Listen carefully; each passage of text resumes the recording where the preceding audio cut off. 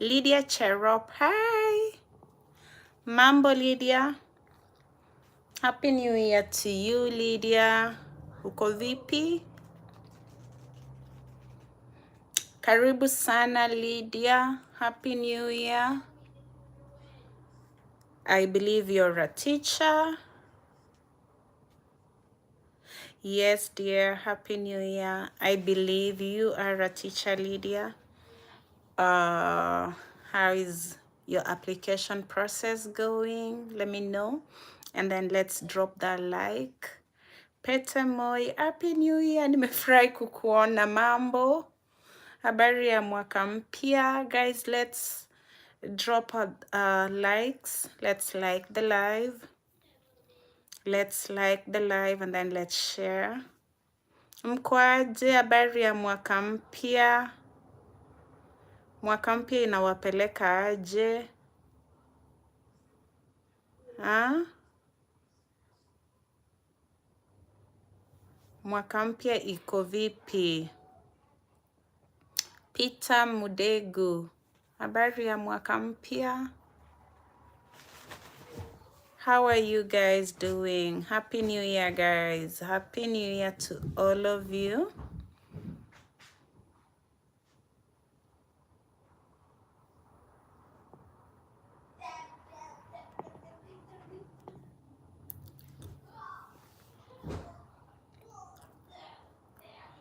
Okay. Oh, awesome. Oh, unajua ukiwa huko unajiita Cherop. So kumbe ni Lydia Cherop. Nice. Ilienda aje ama interview ni lini? I can't complain, taking it one day at a time. That is awesome, Peter Moi. That is awesome. I like that.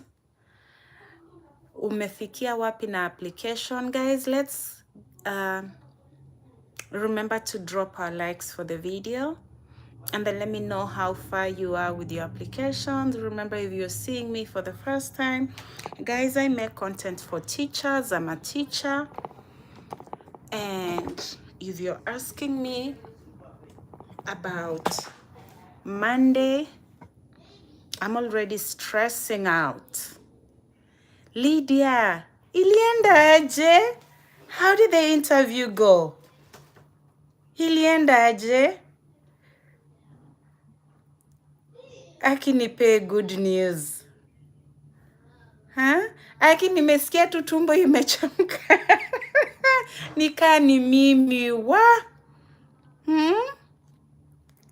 Peter Mudegu, when is the deadline? Akunanga deadline, Peter. There is no deadline. Guys, unajua tumetishiwa huku, sijui kai TikTok yetu itakuwa iko. So nataka nianze kuzoea tu kukuja huku. Nataka tu nianze kuzoea huku. If you made your applications, good, Lydia. Nice. Wow. Lydia, you did good. I'm proud of you. Nice. Nice, nice, nice, nice, Lydia. That is good. That is good.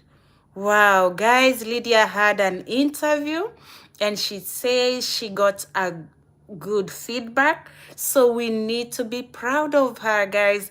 Let's congratulate Lydia for the good job that she did today. She had an interview at 8:30. So, guys, where? Kawe umeka ukifikiria hizi ni jokes. Ndo hizo, Lydia did an interview and she got good news. Awesome, Lydia. Congratulations. So, Lydia, what is the next step? Felix, mambo. Nimeona nianze kuzoea YouTube. Wanasema TikTok tunaweza fungiwa. So, wacha tuanze kuzoea huku pole pole. And I'm glad we are beginning the year with very good news. Lydia did an interview and she has good news for all of us. And we congratulate Lydia so much. Guys, is this your jokes, by the way? Huh? Hivi ndio venye unakuja unauliza swali, tunakupea hivi, tunakupea tips. Respond like this. This is what the interviewer wants to hear. This is what they need from you. And then ukienda pale unaenda kama umeiva. Thank you very much. You gave me the other. Wow. I'm happy. Lydia, I'm going to pass these regards to Mzee Rashid. I'm really happy for these. I'm really, really happy for you, Lydia. And now that you got a positive response, kwenda mbele, utakuwa sasa unajikaza. There's no going back.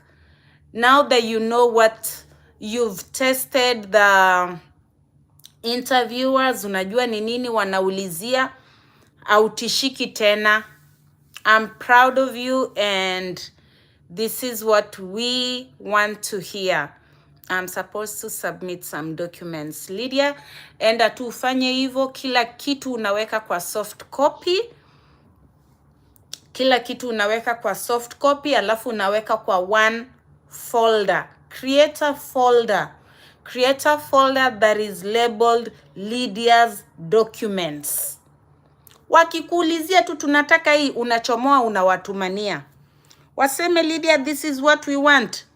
Ikwe tu hapo kwa simu yako. Okay? You create a folder.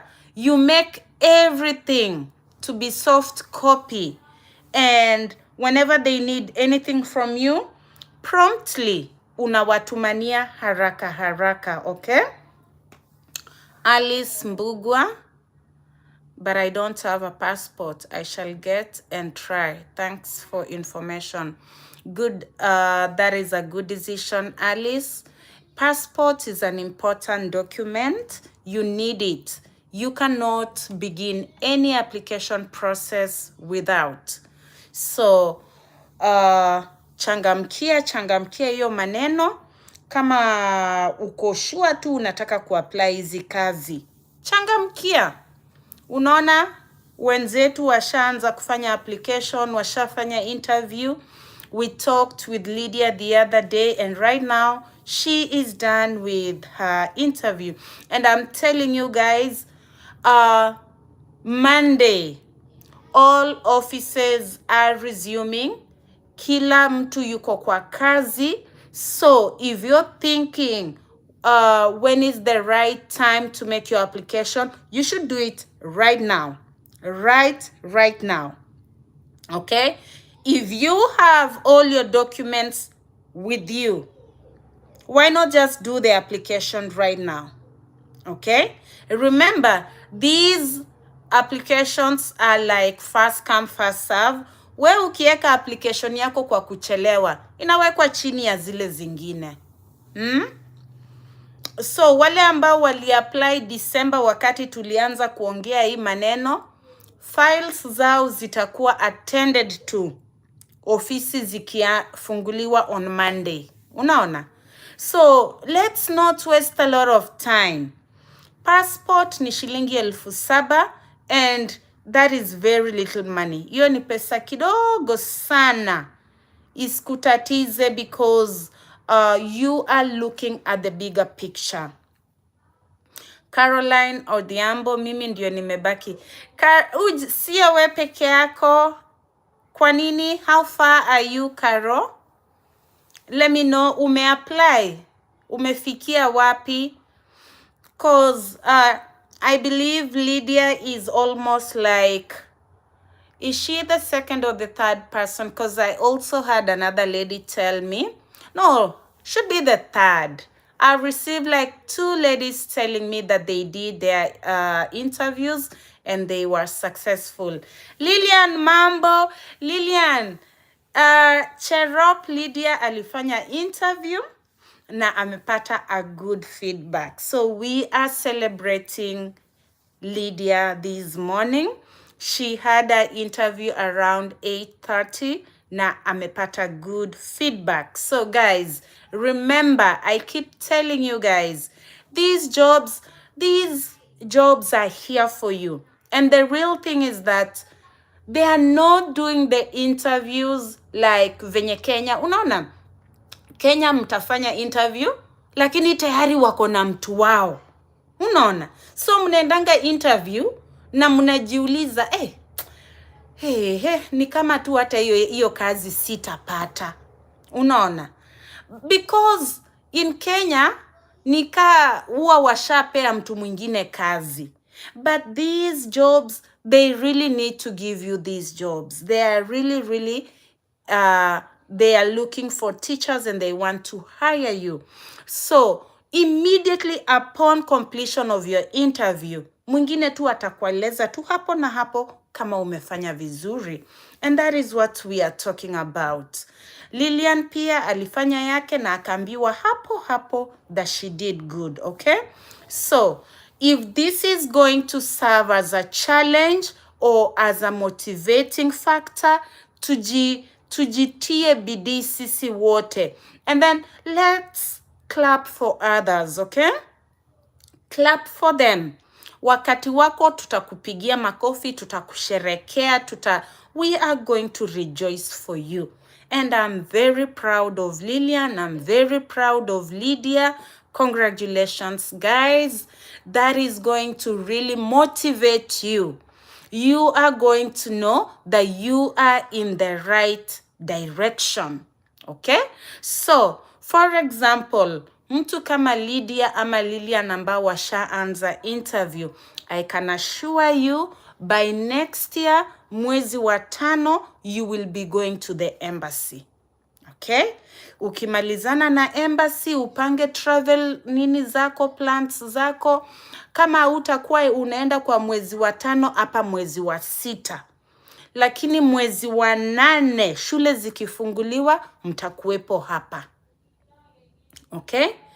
The American procedures or processes are normally lengthy. So, the more you delay, imagine, na we unaniona kila siku ninakuja hapa na kuambia, tujikakamue, to apply. Let's do this. These things, it is workable. It is workable. I did it. You can do it.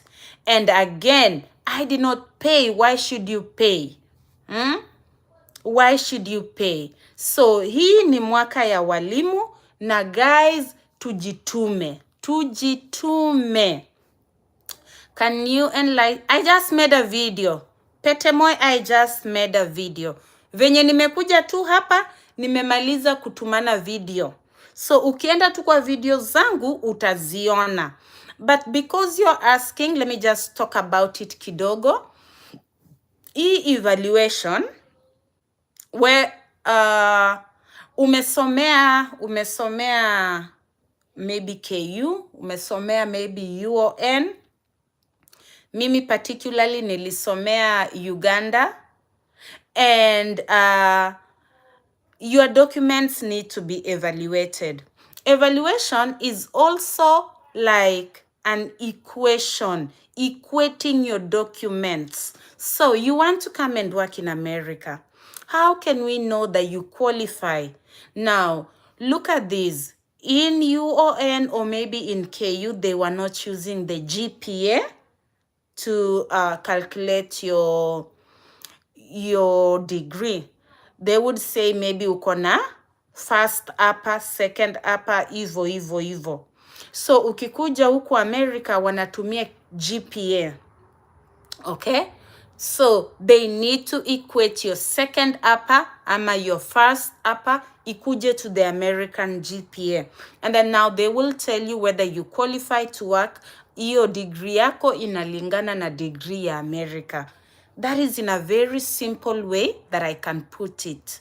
So, you pay 190 USD. You have to send the documents as an applicant. But still, you go to your previous institution.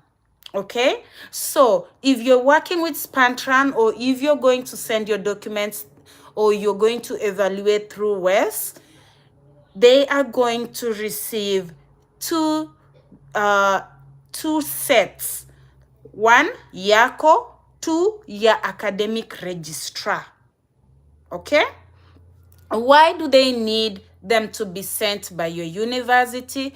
One, they need to know that yes, that is you and those are your documents, and yes, you went into that university and did your degree for the length of time that you are claiming. Okay? Imagine if all of us were just able to send our documents like that. Ingekuwa aje? So, they need your registrar to use the university website kutumana hizo documents. Okay? Petemoi, I hope I've talked on that clearly. You can also use my video. I didn't get to go so much into detail because remember, once you enter your details into Spantran or WES, itakuelezea tu next.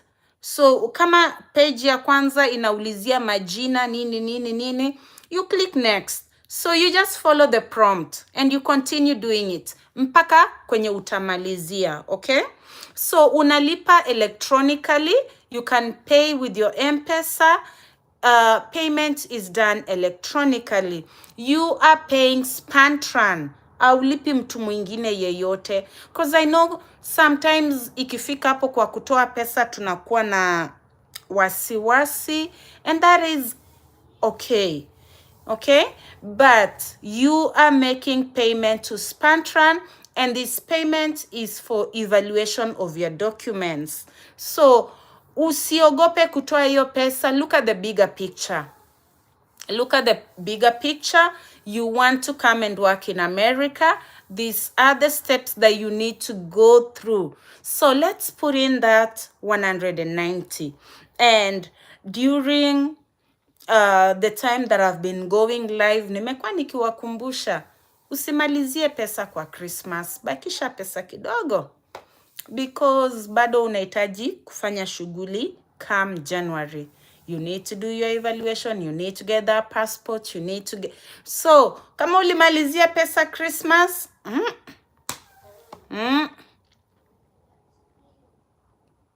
EPI, tell me more about EPI. What is EPI in full? EPI inamaanisha nini in full? Peter Mudegu, tell me what EPI means in full. Uniambie EPI inamaanisha nini in full. Guys, we go back to work on Monday. I don't know about you guys. When are you guys going back to work? Nkirote, kindly touch on kids. Is it a must they have passport before relocating, or they can get? Faith Nkirote. Okay. A passport is a travel document. Sawa? Hiyo passport ni kama umeenda, let's say una travel ukitoka Nairobi ukienda Mombasa, na umeenda tu pale ukachukua hata kama ni basi. Let's say you are using ni basi gani? Let's say unaenda na bus. Kama una travel, unaenda unalipa, utapewa ticket. Hiyo ndio ticket ambayo utapanda nayo bus. Sawa? Okay. So, uwezi kusafiri kabla ujelipia hiyo bus. Ukiwa na passport, it's a travel document. It's also used as an identification. Ukiwa na passport yako, ukienda embassy, hapo ndani ndio inawekwa visa. So, hakuna venye mtoto atasafiri bila. Hiyo ni ticket. Okay?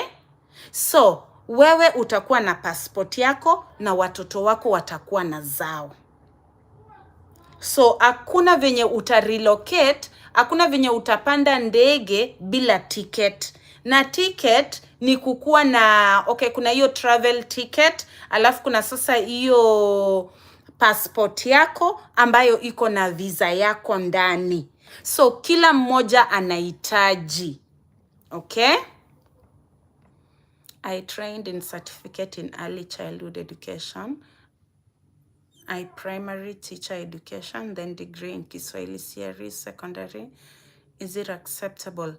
Caroline Adhiambo, ebu nielezee tena, cause wanataka degree. Ni degree wanataka. Na hiyo Kiswahili CRE, I think kama umekuwa ukikuja TikTok, I've met teachers ambao wanafundisha Kiswahili na walikuja America na agency inajita Fulbright. Okay?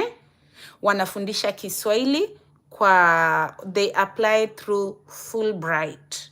Okay? So, hii certificate, hii nini, hiyo nyingine hiyo hapana. Ni degree ndio wanataka. EPI, exam ya IAG. Mi siku apply na IAG, sikufanya exam yoyote. Mi nilikuja na TPG na sikufanya mtihani ya IAG. So sijui IAG mtihani yao iko vipi. But I have one teacher who applied through IAG, anaitwa Melody, and she really did apply with these guys. Remember, sponsors wako wengi, okay? So chenye mwingine anahitaji sio chenye mwingine anahitaji.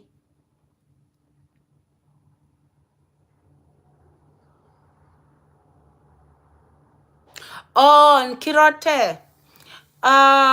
Iko tu sawa hivyo mami. Hadi mimi venye nilitravel, watoto wangu hawakuwepo na passport.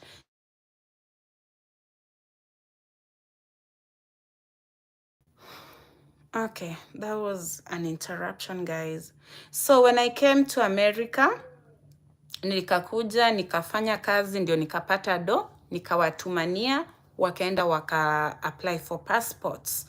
So, sio lazima eti wakuwe nayo, hapana, we apply tu kama principal applicant, ukishafika huku, ufanye kazi, alafu uwatumanie do, waende wachukue passport, okay? Remember, unajikuna tu mpaka kwenye unaweza kufika.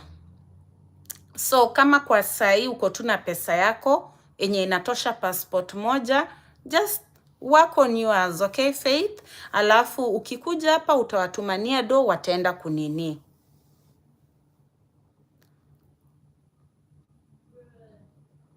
Okay, so Lilian ndio huyo amekujibu. Alikuwa nani yule alikuwa anaulizia? Peter Mudegu ndio hiyo. Karibu sana Faith.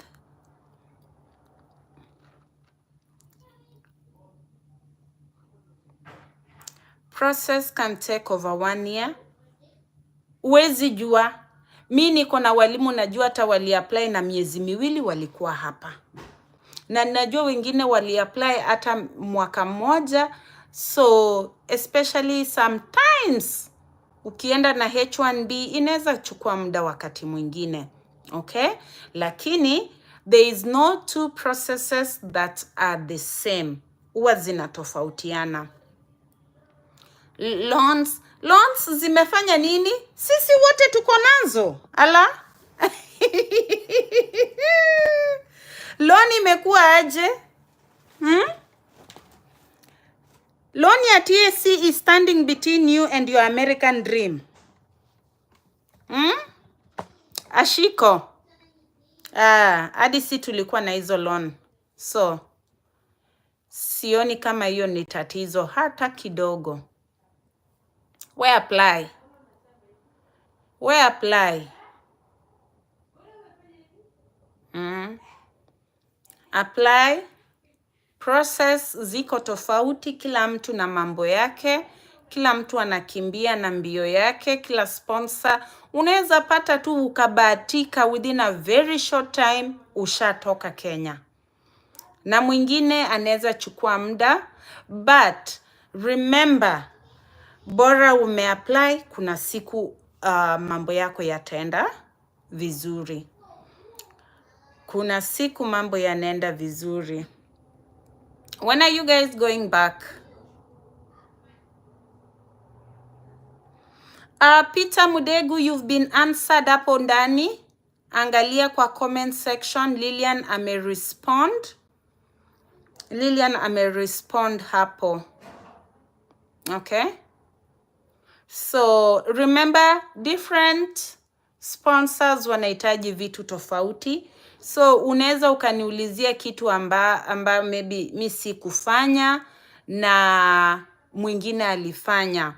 And then huwa ninasema kwa sana, Google is a very good friend. Okay? Unaweza kuweka kwa Google na utapata majibu. Pia kuna sponsor anaitwa EPI, Educational Partners International. Also, what about them, Peter? What about them? What is your question particularly? Hadi sisi tunafungua shule Monday. Lakini Kenya mumekaa, hey, Kenya mumejibamba. Mmekaa nyumbani muda gani? Cause I'm sure hata mlisahau story na kurudi job nyinyi. Mumekaa. Nyinyi mumekaa home.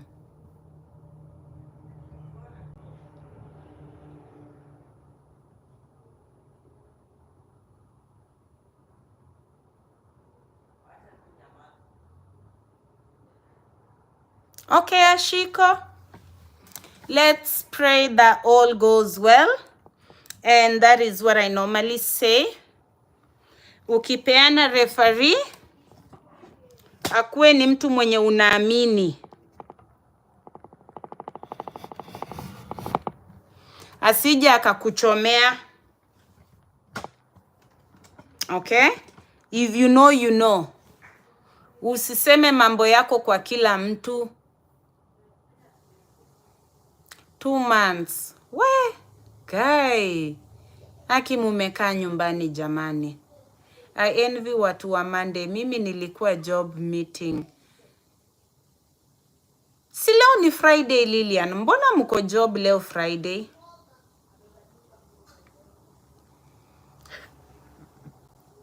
What is the name of that sponsor? Wanajita Fulbright. Hadi pia wao wako tu kwa hiyo website ya Bridge. Wanajita Fulbright. Fulbright. Wanajita Fulbright. Walimu. Hizi kazi, mtu asikwambie eti ni za walimu fulani fulani wale wa huko sijui Kenya High, sijui wapi. Hizi kazi ni zetu sisi wote. We had a departmental meeting. Ya Lilian, huyo HOD wenu naye ana overdo. Huyo HOD wenu ana overdo. Hiyo ndio vitu mimi waspendi na watu. Hiyo ni ku overdo. Si mnaweza tu kutana Monday. Mbona ilikuwa tu necessary muende mkutane leo? So mmetengeneza schemes of work. Jili mimi tangu nilitoka Kenya sijawahi sikia kitu inaitwa schemes of work. Hapa ni lesson plan. Kama uko na uvivu wa kutengeneza lesson plan, mwalimu. Hapa lesson plan unaitengeneza, unaisubmit, because hiyo ndio kitu wanaangalia. Wanataka kujua lesson plan yako iko vipi. Sio HOD ni from above. Allah. We, Lilian, acha nikwambie mimi tangu nilikuja hapa ni hata hiyo maneno ya kusema sijui above nini. Hapa nikaa kila mtu wako tu same. Hapa kila mtu wako tu sema kia Mungu. Hata kama uko na cheo, venye watu wa wanakuaddress, unaona ile eti mtu akiwa na cheo Kenya mnamuogopa. Hapa tuko tu sisi wote same. Hakuna wewe uko na cheo gani hata ikulipi anything, ceremonious titles.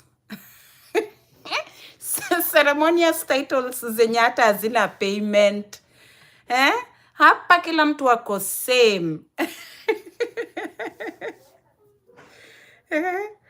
Kwanza ile Kenya eti tulikuwa tunaonanga, Eti kuna mahali kuna walimu wengine wenye hata wakisimama pale kwa parade ground watoto wanakimbia. Hapo unakuja kutishia nani? Unakuja kutishia nani? Utakaribia mtoto hivi anakuambia get out my face. You are on my space. You are on my space. Get your face off. Wale wenye wamezoea eti sijui ndio wanaogopewa, sijui mwalimu fulani ule sijui akiwa duty.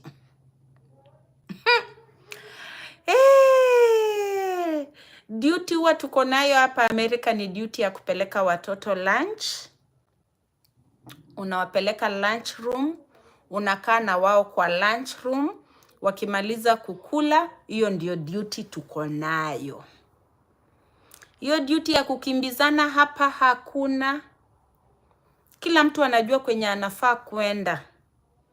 Utapatana na mtoto unamuuliza where are you supposed to be, anakuambia I know where I am going. Niachane, najua kwenye ninaenda. So, hivi ndio venye mambo yanakuwa. Hivi ndio venye mambo yanakuwa.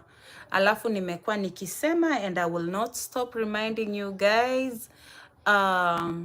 Tukifungua shule Januari, kunakuwa na kitu inaitwa survey. Hii survey,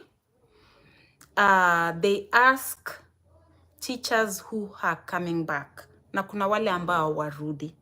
Okay? Hapa, working culture ya Amerika ni tofauti sana. Kenya, ukisema tu, hata kama uko BOG, na useme tu eti urudi, hata labda mshahara utapewa. Watakunyanyasa, things will be so hard for you. So, hadi kama mtu anapanga kwenda na asirudi, atakanyagia tu, haezi sema. Hapa uko so open to say that, next year, mimi sirudi. Okay? So, when we go back in January, wanafanya ka survey. Watajua wale ambao wanarudi na wale wenye hawarudi. Wakishajua, ndio hivyo sasa wanaanza hii mambo ya kujua. Next year, na next year, saizi si tuko 2025. Next year yetu inaanza mwezi wa 8 shule ikifunguliwa. Wanajua, August tukifungua shule, we need a math teacher, we need this teacher, we need this teacher, and that is when they now talk with the sponsors ya kuwa tunahitaji mwalimu fulani, na interview inakuwa scheduled. Okay? Sisi pia meeting leo 9 AM to all. Margaret, mulikuwa munapewa kitu? Yesu wangu. Saa 3 hadi saa 9. Hapa mkutano ikipita dakika 15. Utaona tu walimu wanaanza kusema, you need to hurry up. We have things to do.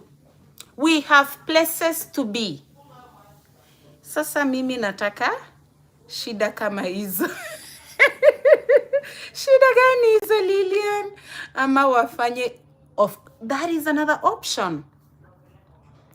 I know correct. We shughulika tu na mambo yako. Shughulika na mambo yako. Hata usijisumbue. We shughulika na mambo yako. Utakutana na mtoto.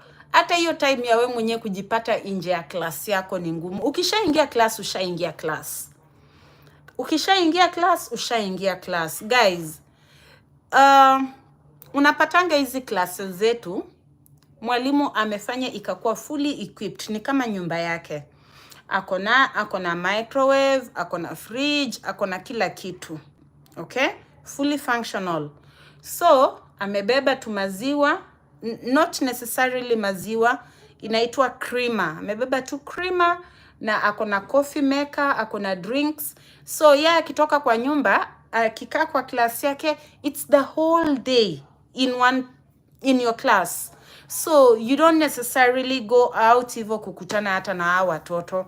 So, unaweza toka asubuhi bila chai, utafika shule, you brew your coffee as you teach. Okay? Unakunywa tu chai yako hapo ukiendelea kufundisha. Ikifika lunch, una warm chakula yako kwa microwave, unakula kama watoto. If you're going to have a lunch duty, you warm your food and walk with it to the lunch room. Utakula na watoto, mkimaliza you come back. Akunanga time. Si tuko kwa payslip ya TSC. Margaret. We, hizi ni shule gani hizi za meetings na dates bado? Akiwalai hadi mimi nashindwa. Hawa na overdo. Kwani hawa Nilifanya agriculture education and extension, naweza pata kazi ya kufunza huko. Hiyo agriculture mbona nimesikianga ikiwa na tatizo?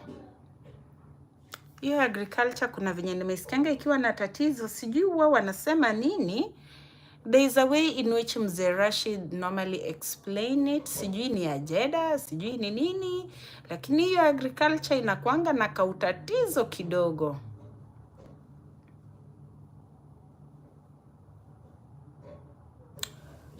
What service record? Service record ama ni nini hiyo? Unajua sometimes maneno zinabadilishwa tu hivi kidogo, lakini unakuja unapata maybe wanakuitisha proof of employment ama ni nini. Service record. Service record. David extra.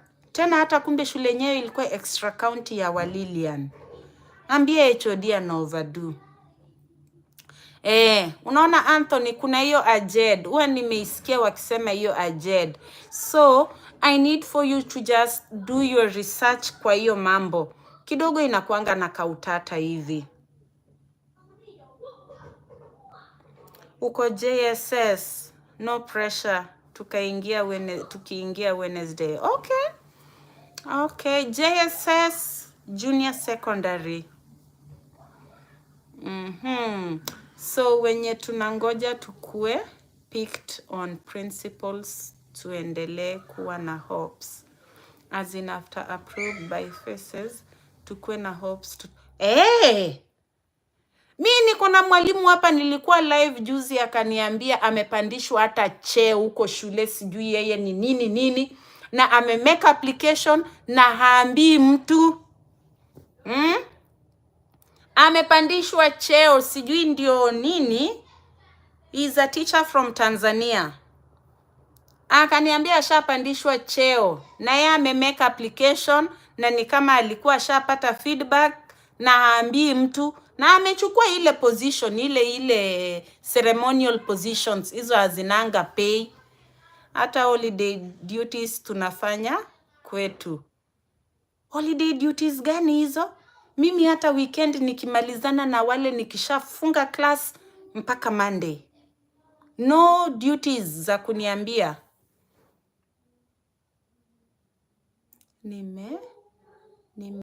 Loiwa. Umefanyiwa nini na TSC? Hiyo AJED. Kwa wale ambao wamefanya agriculture, hii mambo ya AJED. Let me invite Mzee Rashid. Acha nione kama naweza ona Mzee Rashid.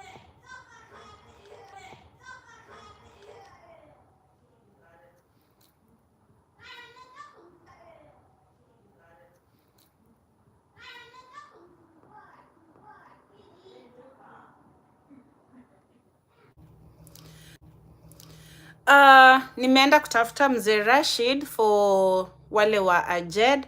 Let me hope he's going to join us. Kuna long holidays. Kunayo inaitwa summer. Huwa ni 2 months. When we go back, huwa kuna venye their year is broken down into 9 weeks, So when we open school in August hadi December, kuna first 9 weeks, hiyo ni kutoka August hadi September na hapo katikati ya Oktoba kidogo. Alafu tukaenda kitu inaitwa Thanksgiving. ya wiki moja. Tukirudi tukamalizia hiyo mwezi wa October, November na December. Hiyo inaitwa second 9 weeks. Tukienda saa hii tunaenda January na Feb, na hapa katikati ya March. Hiyo inaitwa third 9 weeks. Alafu tukianza hapo mwisho wa March, April na May kidogo, hiyo inaitwa fourth 9 weeks. So tutakuwa tumemaliza academic calendar, alafu tunaenda summer 2 months. Shule inafunguliwa mwezi wa 8. So long holiday ni mwezi wa 8. Kwa yule mwalimu mwenye ako na kapesa anatamani kutravel aende Kenya, you can always go.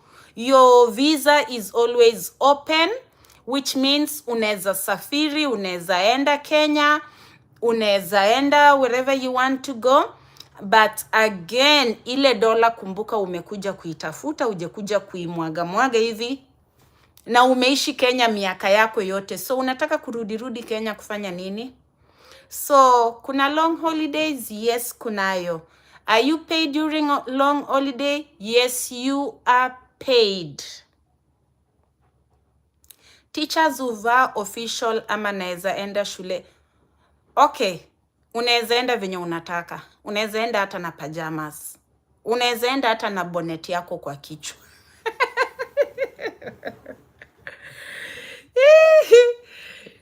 Kuna wengine ukuja venye wanataka. But it is always proper to just dress well. Lakini usikuje na zile vitenge za Kenya, usikuje na zile manguo za Kenya, hata usibebane nazo. Achana tu nazo. Jilimi nilifika hapa na ilibidi bado nimeenda kununua manguo. Unaona? Na zile zenye nilikuja nazo kutoka Kenya hata ziko tu kwa suitcase. Guys, usibebane nazo. What you feel is official na iko Sunday best. Hapa hata sio Sunday best. Utashangaa tu. So, I think in my first year, my main outfits zilikuanga tu jeans na ma t-shirt na ma sneakers. Hizo ndio manguo za huku. Kuna hizi sweatpants. Kuna bora tu ni nguo mzuri yenye imekukalia tu vizuri. Unaenda tu nayo. Wenyewe hata waogi. We. Bora umevaa tu smart. So ile official ya Kenya ile sijui umenunua high heels. Umejikodoa kweli kweli. Mwalimu wa English unatembea tu na kiatu yako tang. Ukiingia staff room wanajua madam so and so. Amefika, alienda akashuka nywele. Halo. Hapa hata nashuka matuta na naenda na kuna mtu mwenye atabodha. Nobody is even looking at it. Beba mwiko. Beba rolling pin. By the way ni real.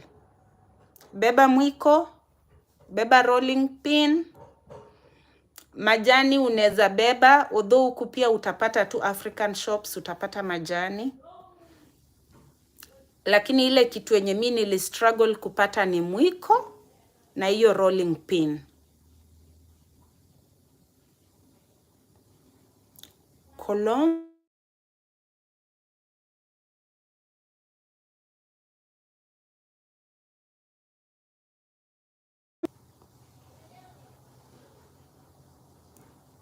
Hizo ni ma phone calls ninapigiwa.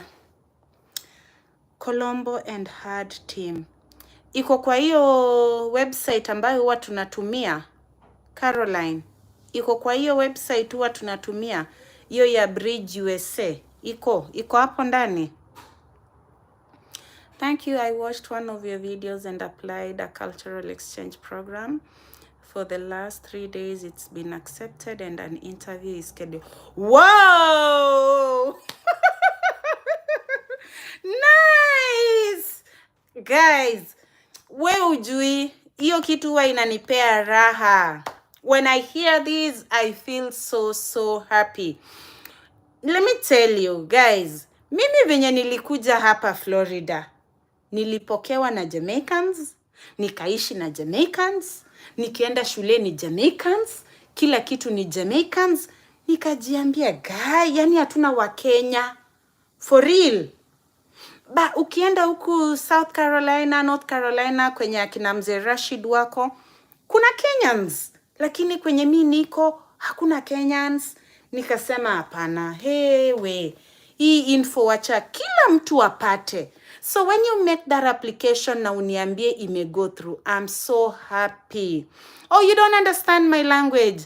I'm sorry. I'm speaking in Kiswahili. But Abraham, what I'm saying is that I'm happy for you and I'm excited for you. Okay? Now, I believe the Ghanaian US Embassy is very flexible in issuing visas. And I'm happy and proud of you. Okay? All the best, Abraham Ajay.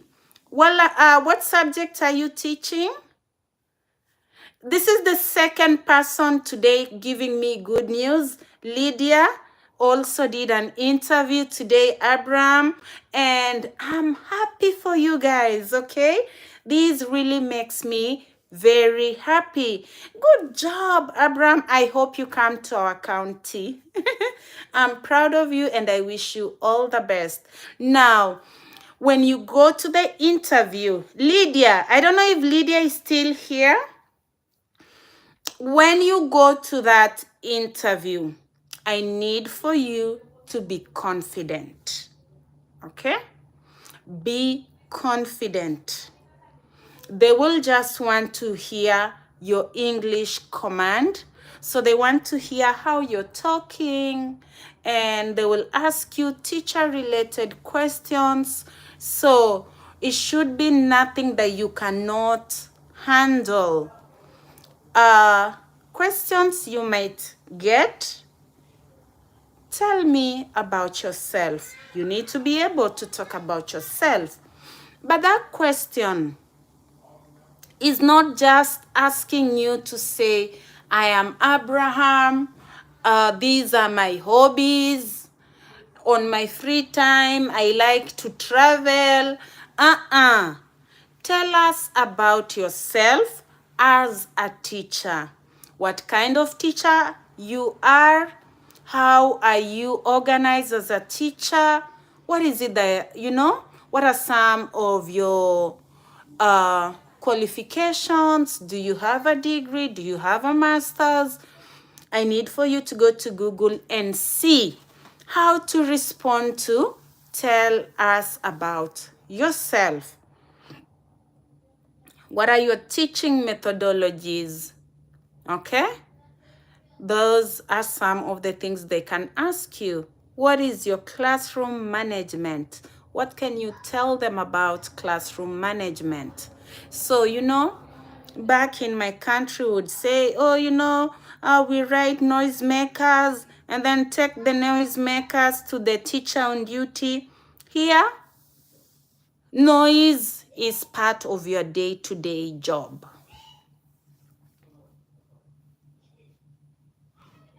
Peter Mudegu, just tell me the truth. If I resign from TC,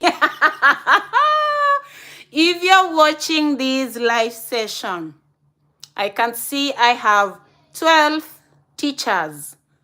Can we advise Peter to resign or not to resign?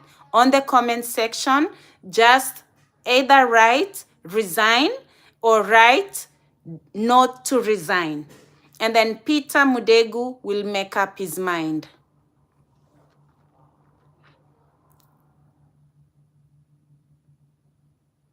Yes, it is.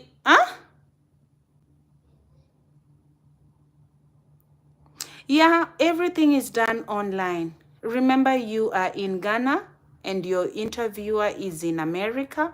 So everything is done online. Okay, Abraham? So, Let us know how the interview goes. I'm just wondering, how will my kids cope in school with American accent? 5 and 7, woy. My dear, my kids are here. And kids are very flexible. In fact, kids catch up quite easy. You could be struggling with the American accent, while for those kids, they quickly pick the accent and they are speaking it before you know it. Don't even worry. Don't even stress yourself, okay? Let's secure the job and worry about these later on. Abram at J, all the best, all the best. We are proud of you, and I'm happy that you have the interview. Can we advise Peter Mudegu to resign or not to resign under TSC? If you want for Peter Mudegu to resign, please on the comment section, just drop resign. If you don't want for Peter Mudegu to resign, just say don't resign. Wambui mambo? Niambie mami, ulikuwa unasema hadi we ulikuwa na meeting. HOD anasema aje? Mmeenda mkatengeneza schemes of work? Wambui. Umetengeneza schemes of work mami, umefikia wapi? Jili, hawa ma HOD wanangojeanga utengeneze schemes, alafu ndio wanaenda kukopi. Thank you guys, thank you for the likes. We are still advising Madegu guys. Should he resign? Should he not resign? Hapo kwa resign or not resign, I'm equally not sure what to do. Margaret ako confused. Mwingine, what should he do? Abraham RJ, are you going to resign from your job or what are you going to do? That is the discussion that we are having. So as we think about what we are going to do, remember, it's a very personal decision at the end of the day. Because if I worked for TSC for like 3 years, then I don't have any benefits from them. You've worked with TSC for 10 years, 15 years. I know there's something else that is there for you. Okay? So, uamuzi, you make the final decision. Alisema nifanye kazi kwa bidii hii term anaweza.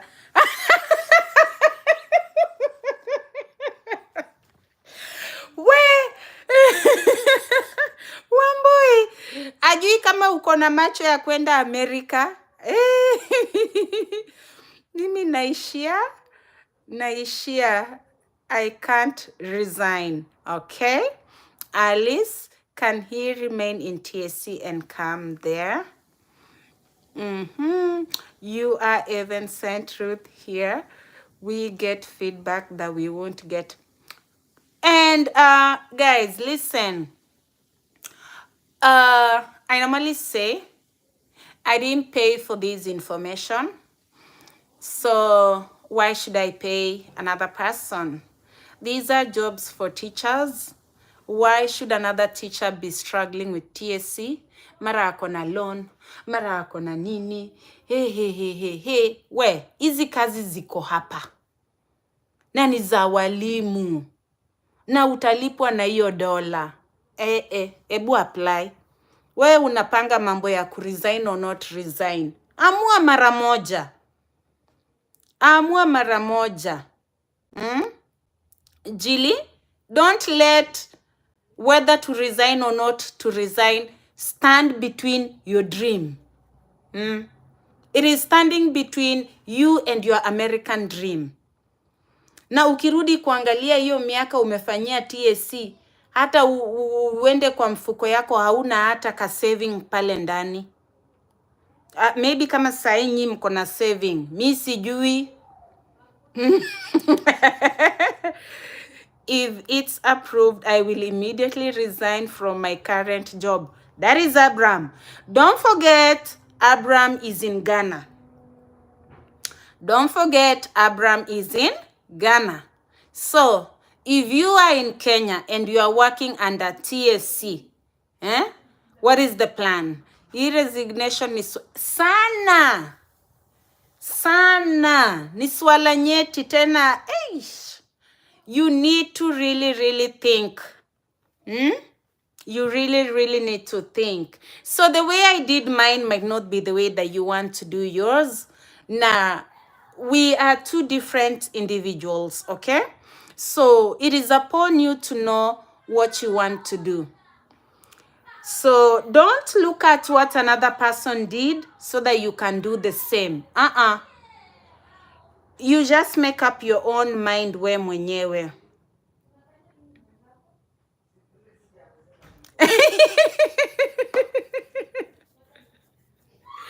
Mimi nikiwa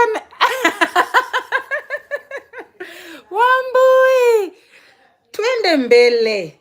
Hakuna kurudi nyuma.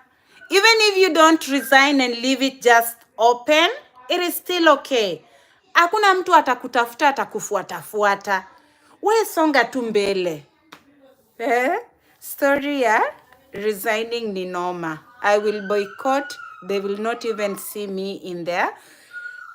Ashiko, nimekuita mara ngapi? Are you the one who is saying filthy?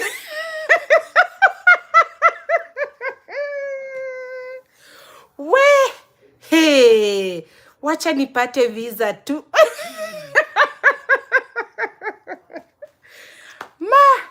Sisemi kitu. Nimeiachia tu hapo. Ashiko.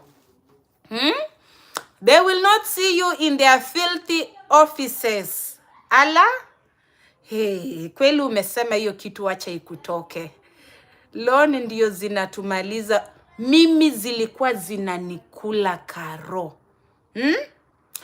Nilikuanga na saizo tuko hapo kwa staff room, utasikia white smoke imetoka.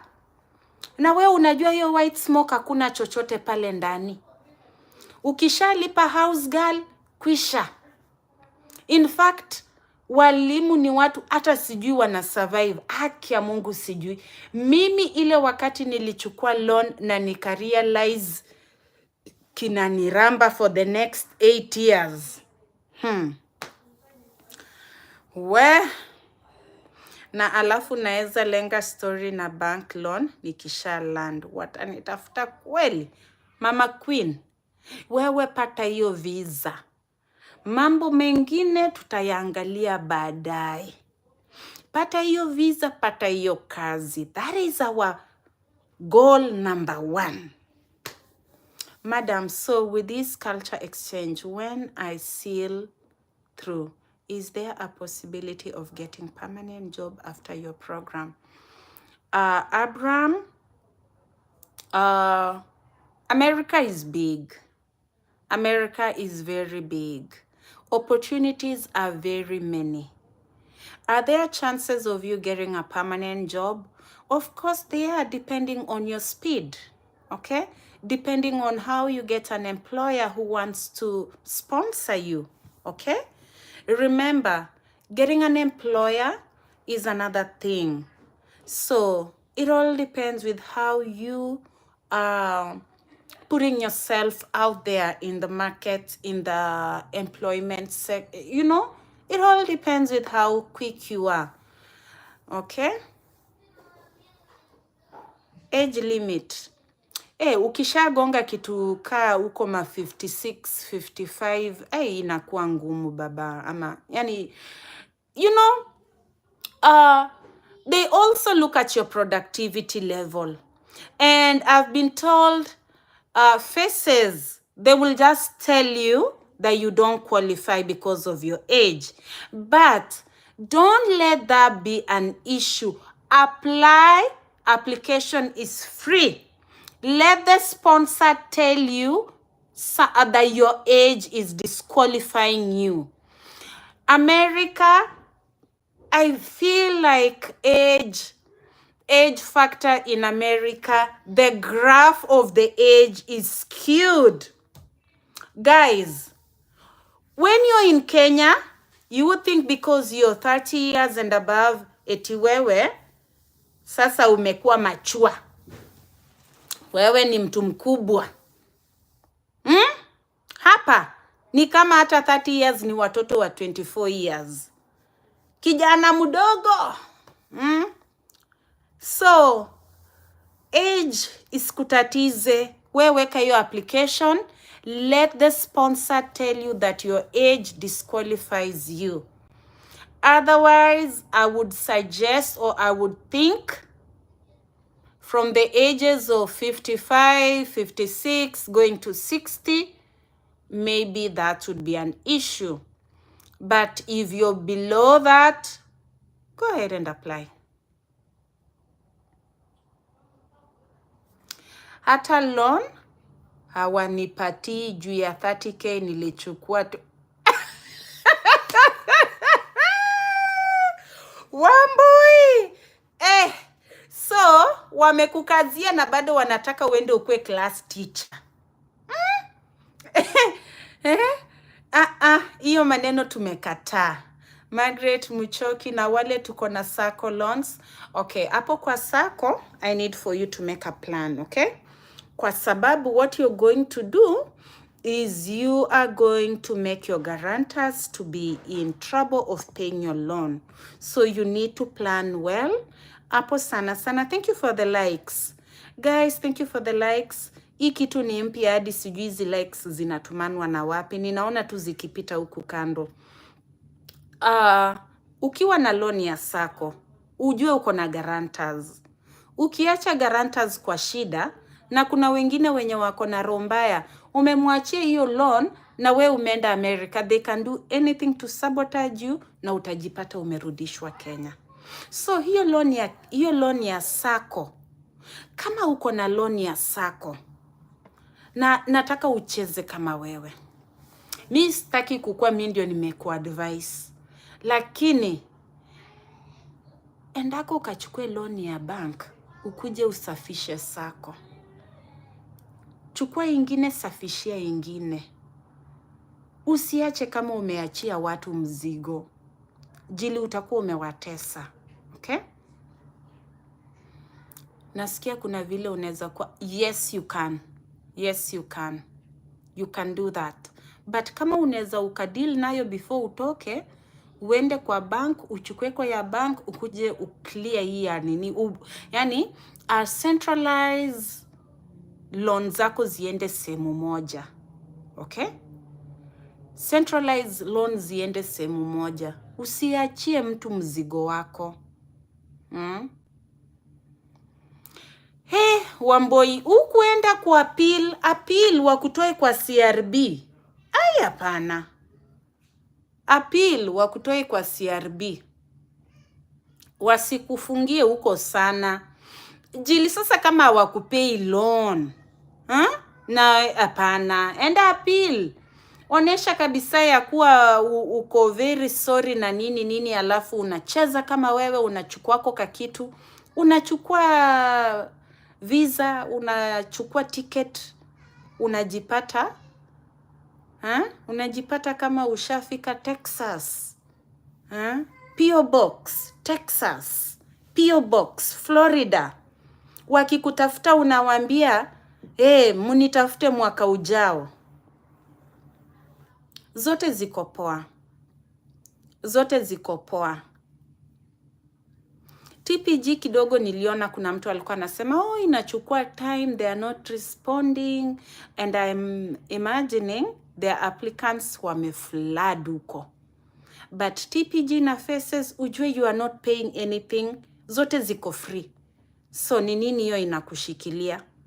Unaweza apply huku na huku.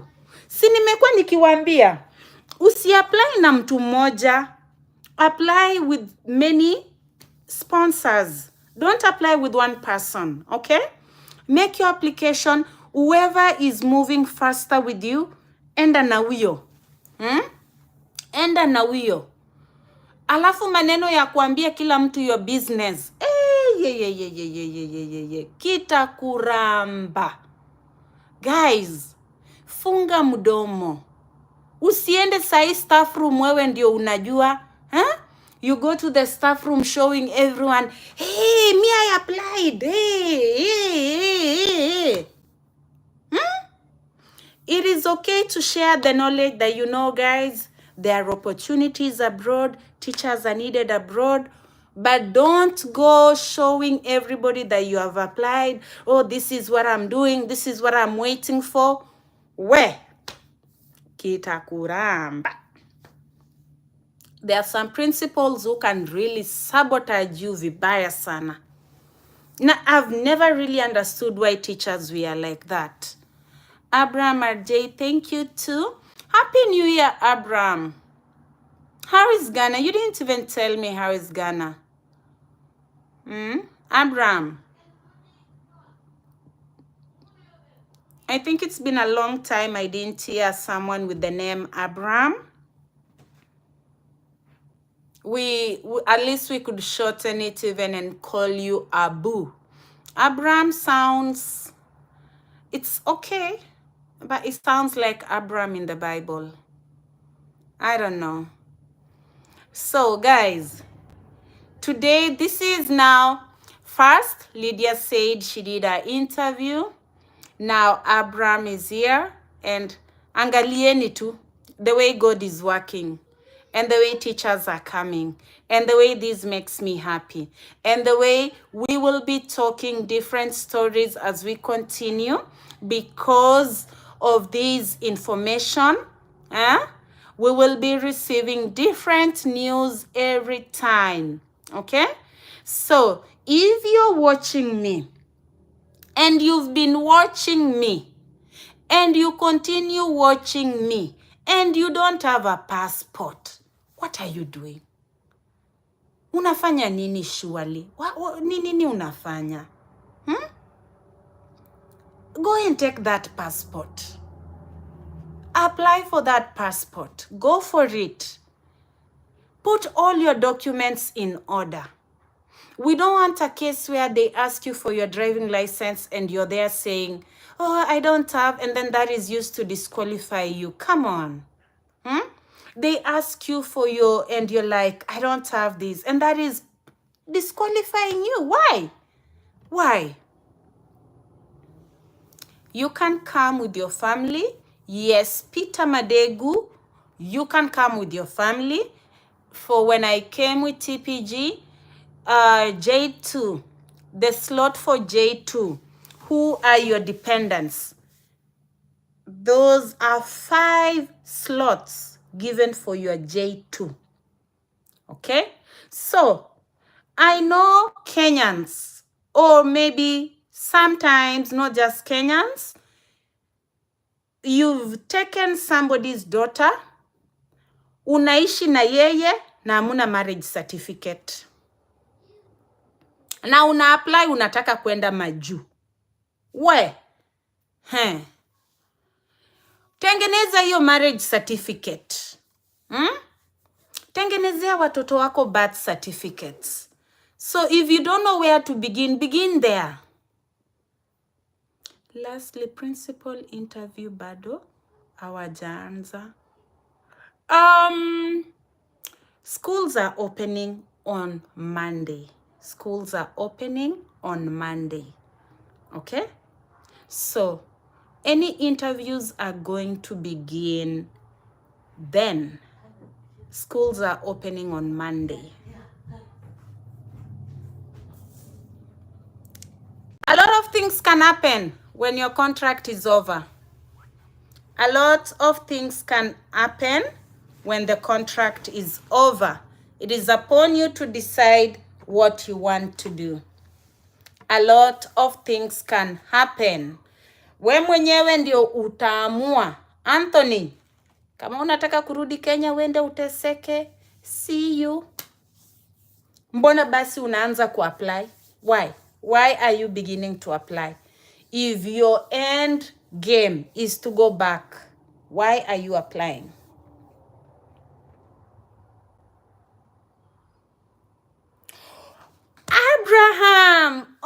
God. You know, you are melting my heart in so many ways.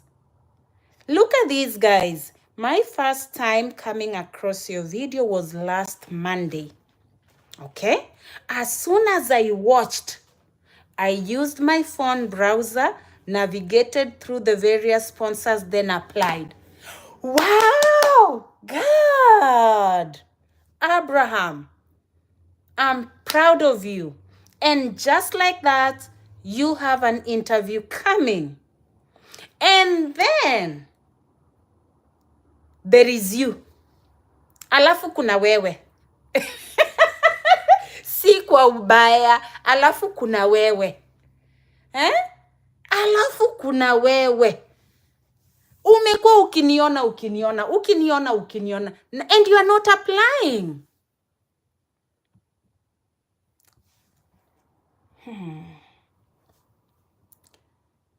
Honest.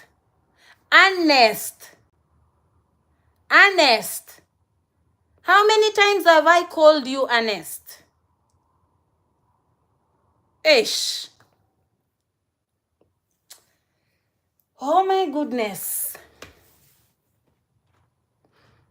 Ni a must tuwe na Kenyan passport. What do you want? Honest. Surely, honest. Allah. Did you just hear what Abraham said? Wamboi, why am I feeling so frustrated right now with honest? Where is, who is this? There's someone who we talked about this.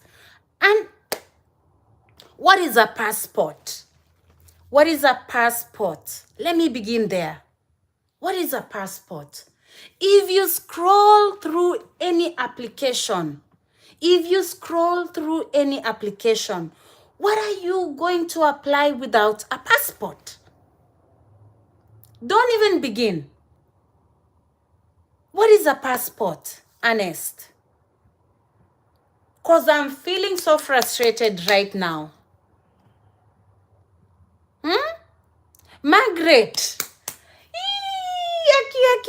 Yaki. Guy. Nyi mnasikia venye huyo mugana ananiambia hapo? Aliniona tu mara moja na akaenda aka-apply. Na anangojea interview.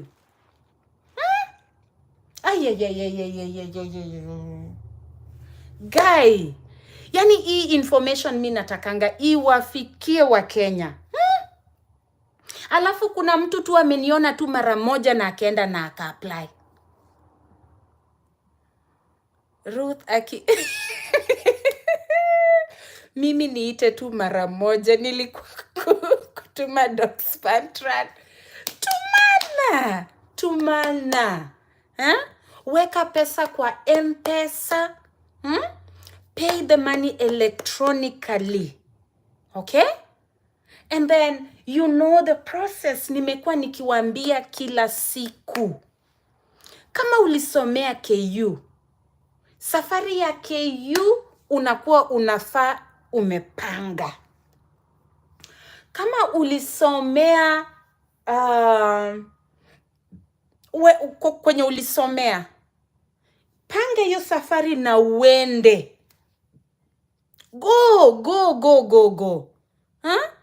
Look at Abraham. I'm so proud of you. And then I have someone who is seeing me every day and they will still ask me, how do I apply? Where do I apply? Where do I go? I've shown you, I've made videos, how to apply, where to see the sponsors. And then, oh my God, guys. Margaret, let's give ourselves a target. If you have your calendar, take your calendar, spread out your events. That is something like a to-do list. January, I want a passport. Okay? January, I want a passport. Write it down. Make sure you get a passport. Make your application. If you have a passport, apply. Okay? Application is free. That is what I keep saying. Thank you, Abraham, for confirming this. It is free. It is very free. So whoever is asking you to pay, that you go and sit down and wait for, why? Why should you pay?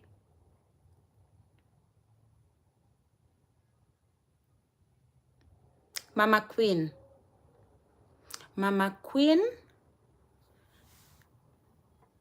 all the best. When I come back live, let's receive good news. Okay, Mama Queen? All the best, dear. I will pray for you. Okay? I will pray for you and all is going to go well. I need for you to prepare these things, Mama Queen. Number 1, they will ask you to introduce yourself. Okay? Number 2, they will likely ask you about classroom management. How do you communicate with parents? How do you communicate with parents? Number 1, you communicate with parents using the school phone. You communicate with parents using email. Okay? You can also communicate to parents through the administration. Okay? Any communication that you are making to a parent, Mama Queen, is for the good of the student. Okay? So you are communicating to the parent when the student had a rough day. You are communicating to the parent when the student is also excelling and their progress is showing that they are improving. Okay? Mama Queen, what is your philosophy in education? What are you bringing to America as a teacher? Why should they give you the job? These are things they will ask you. I have made videos on interview questions and what they want to hear you say. Okay? I need for you, if you can role play with another person. What do I mean by role playing? Let them sit on the other side and you sit on this side. Let them ask you questions and then respond to them. Okay, Mama Queen? And when they ask you about your teaching methodologies, I need for you to break it down. Okay? Break it down. I use the lecture method. For example, if you're teaching math, if you're teaching whatever you're teaching, break it down. I use the lecture method when I'm doing this and when I'm doing this. I use this method when I'm testing these or these. Break it down, okay, Mama Queen? And all is going to be well. Be very confident, Mama Queen. And then another thing, I need for you to slow down on your talking. Slow down on your talking. Remember, they are struggling to understand your accent. So I need for you to slow down. Articulate your words in the best way that you can.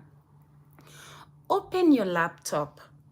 Have high-speed internet. Number 2, have a well-lit environment. Number 3, have a quiet background. Okay?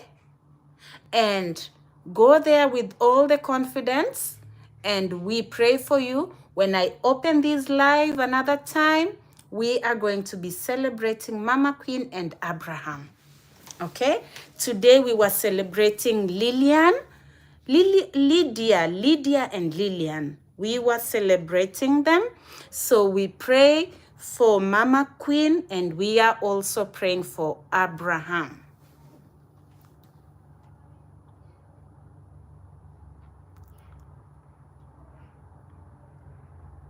Tendwa Ernest. Mimi sikujibu walai. Sikujibu. Sikujibu. How do you want to apply for international jobs without a passport? How? How do you want to begin anything bila passport? Please elaborate on philosophy of education and give examples.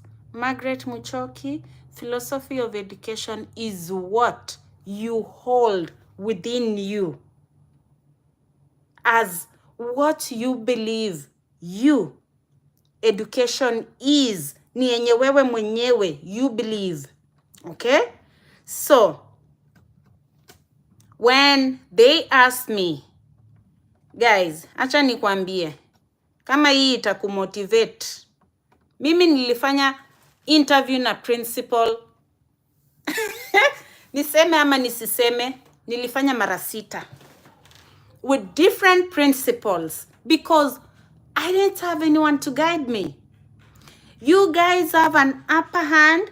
I'm giving this information free. Mara ya kwanza niliulizwa hiyo mambo ya philosophy, nilizubaa. Nikajiambia, ala, hii tena ndio gani? Walai watu wangu.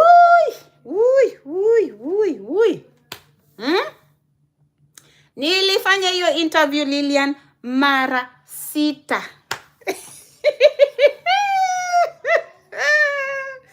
Nikitapatapa. Hadi siku moja nikajita mkutano nikasema, shindwe pepo chafu. Kwani mimi ni nini mbaya na mimi? Nikakaa chini na kitabu na kalamu. Na nikakuwa nishajua pattern.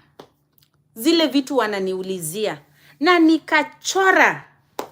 Nikaandika. Na nika-revise kama mtoto mwenye anaenda kufanya KCPE. Na nikachukua beshte yangu. Nikamwambia kaa hapo na mimi nikae hapa. Ask me these questions.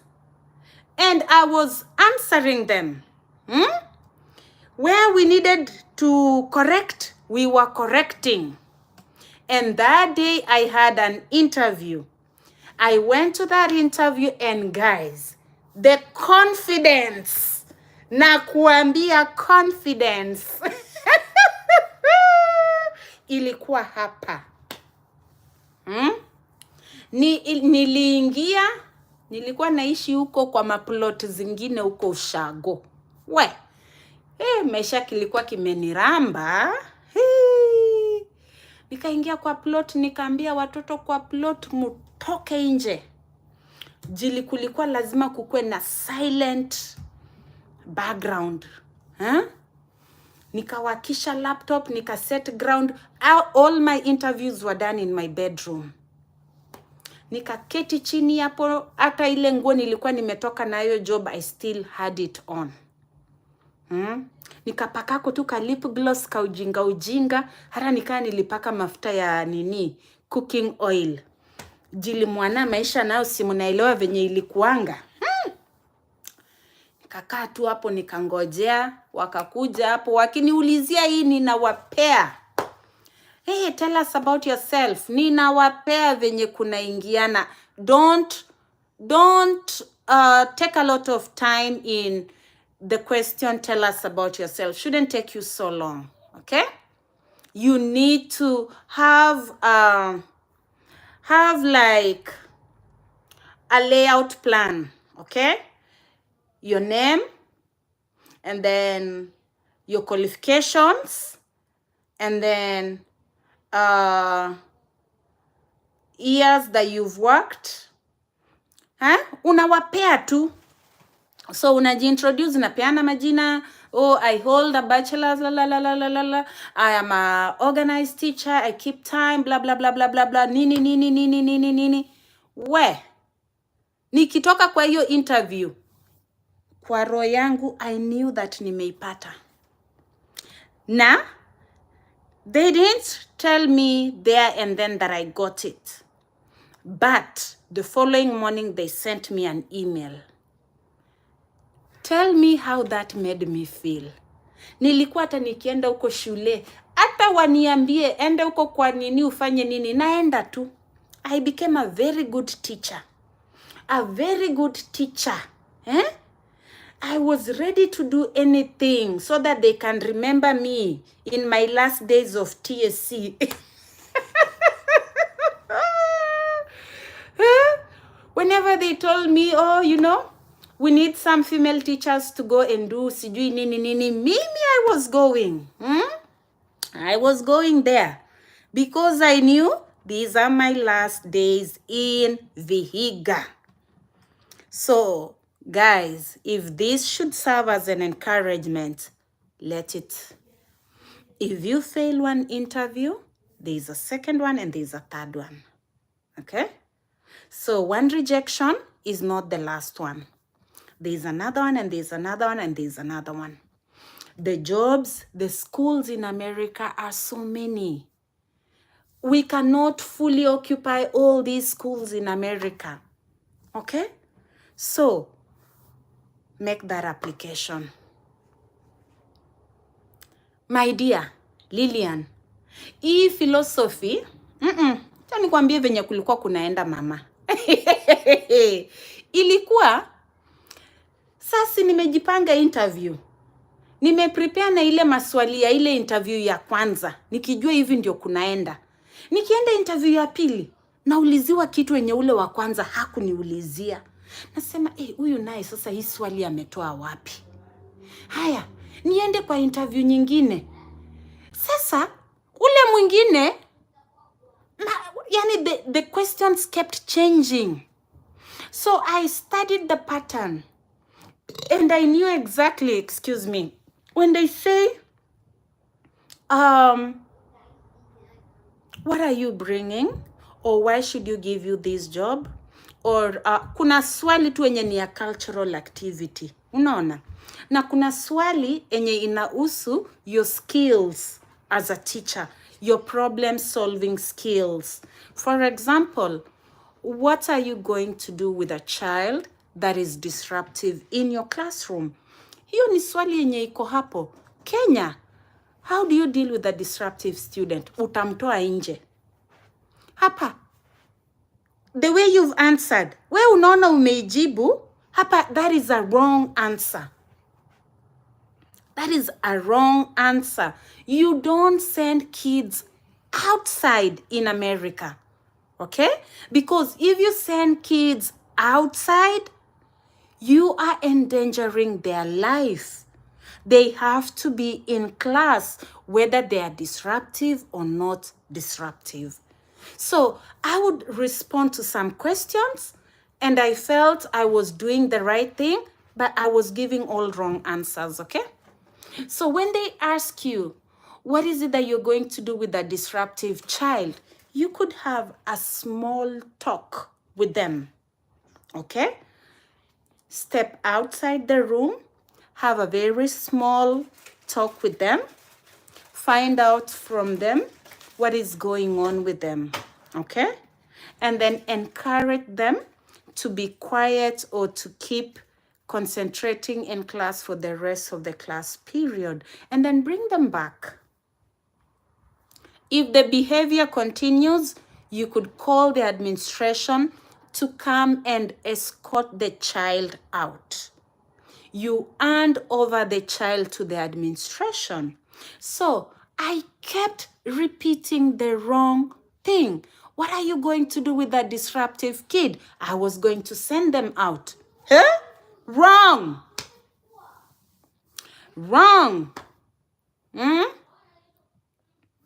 What is your Instagram contact?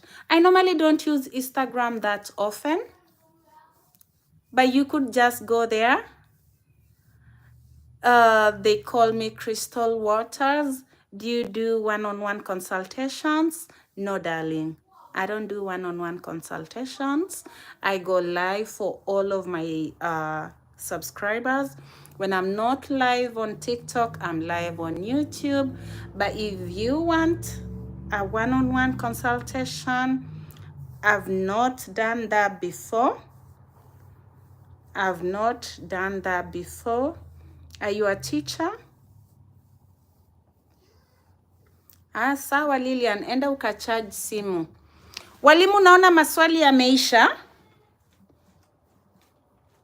You are a teacher, okay? Did you already apply? Where are you watching me from? Zile likes mbona zimepungua? In the Caribbean. Awesome. Which side of the Caribbean? Are you from Jamaica or are you from, where are you from?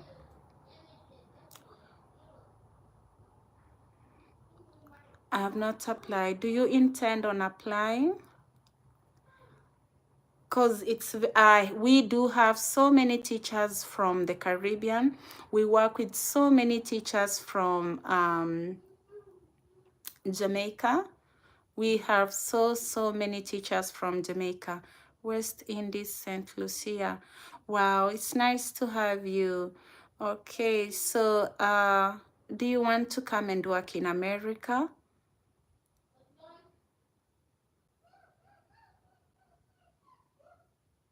No. Muchoki, no. No, no, no, no, no, no, no. You do it inside. Do it indoors. Otherwise, they will cancel the interview and schedule it for another time. And we don't want that to happen.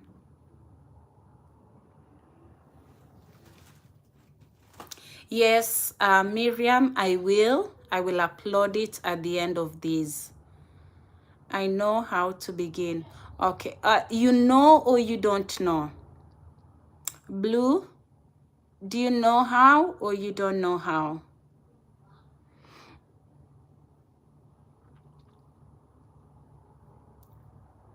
You don't know.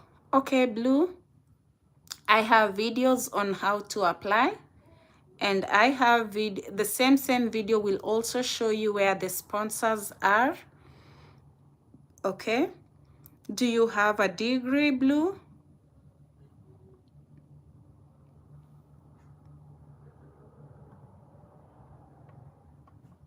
Do you have a degree? And what level are you teaching? Wow, congrats, darling. So let's go ahead and I need for you to go to your browser. I could just tell you quick. You go to your browser. On your browser, I need for you to type in.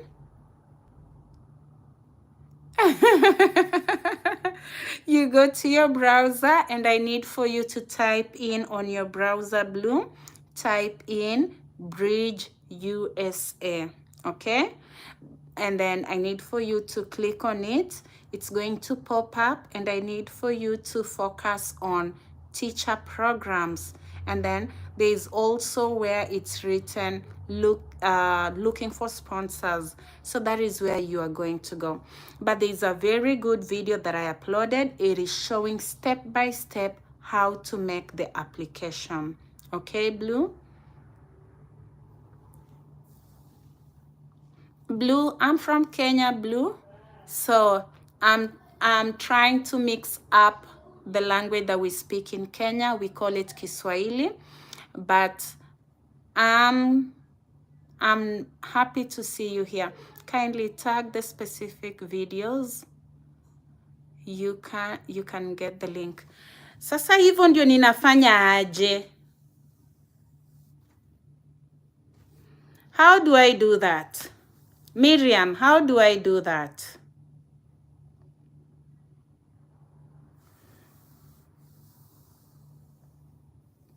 How do I do that? I understand that you guys are asking me to do that, but how do I do that? Where do I go for me to do that? Because it looks like I cannot do it here. Where do I go? Tell me where to go. I really want to send the link here, but how do I do that? Guys, help me, because I don't know how to do that. How long does it take to get feedback from IAG after API assessment? Isaac, it shouldn't take so long. I believe all offices are up and running Monday 6th. So if you put in your application, it should be responded back to you anytime now. Blue, I'm trying to understand how I can send you the link from where I am. So please, if there is any way that you can tell me how to do that, I'm more than willing to send you the link.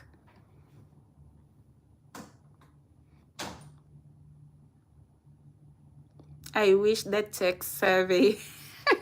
Yeah, because I don't know how to do that. I don't know how to do that. I wish I knew how, but I don't know how to do that. Okay.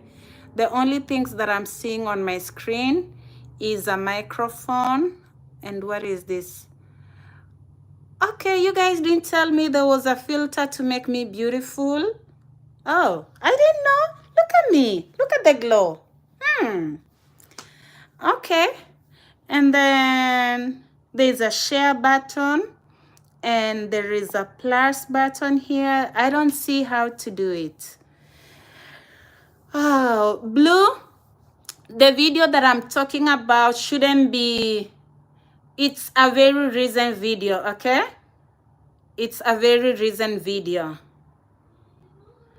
Let me tell you, Blue, it's just something that I clicked. I didn't even know. I didn't even know it was there. So I just clicked on it and look at the, oh, okay, okay. Filters. Thank you for joining us, Blue.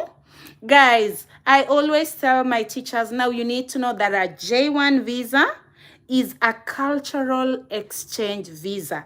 You are going to interact with teachers from so many countries. I've lived with teachers from Jamaica. I've lived with teachers from India. And let me tell you, the Indian food, if you've never ate pepper, pili pili, one scoop and your nose is running. Pili pili. Kiprono Mutai. Hello. Mariam, I just realized, guys, I always tell my teachers, if you know how to make hair, if you want to come and have like a side job, learn how to make hair. We struggle with hair in America. So you see, this is the struggle that we go through. But we, however, survive. I don't think I want the J1 visa. Too many issues. Blue, you can always do the H1B, okay? You can always do the H1B. H1B or the J1, but I always advise my teachers, if you want a good one, H1B. You need to know the pros and cons. I love you too, Mutai. I love you too. Send me likes. I love you too. Did you make your application, Mutai? Tender Ernest, can one play Isikuti or Mugithi? Of course. Huh? You can do that. You need to do your cultural activity, so you can do that. You have to do a cultural activity every academic year. Okay? You need to do a cultural activity. So you can choose whatever you want to do.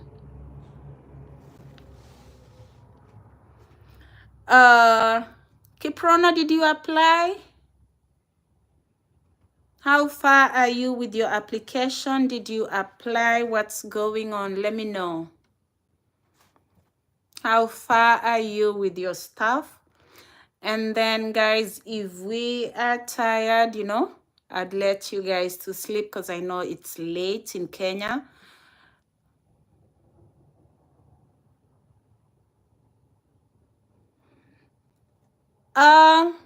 Blue, I really don't mind, okay? I don't mind. I don't mind. But what you want as that one-on-one, is actually the same thing that I'm doing here. It's basically the same thing that I'm doing here. But you don't, it's okay. It's okay. We could do that sometime.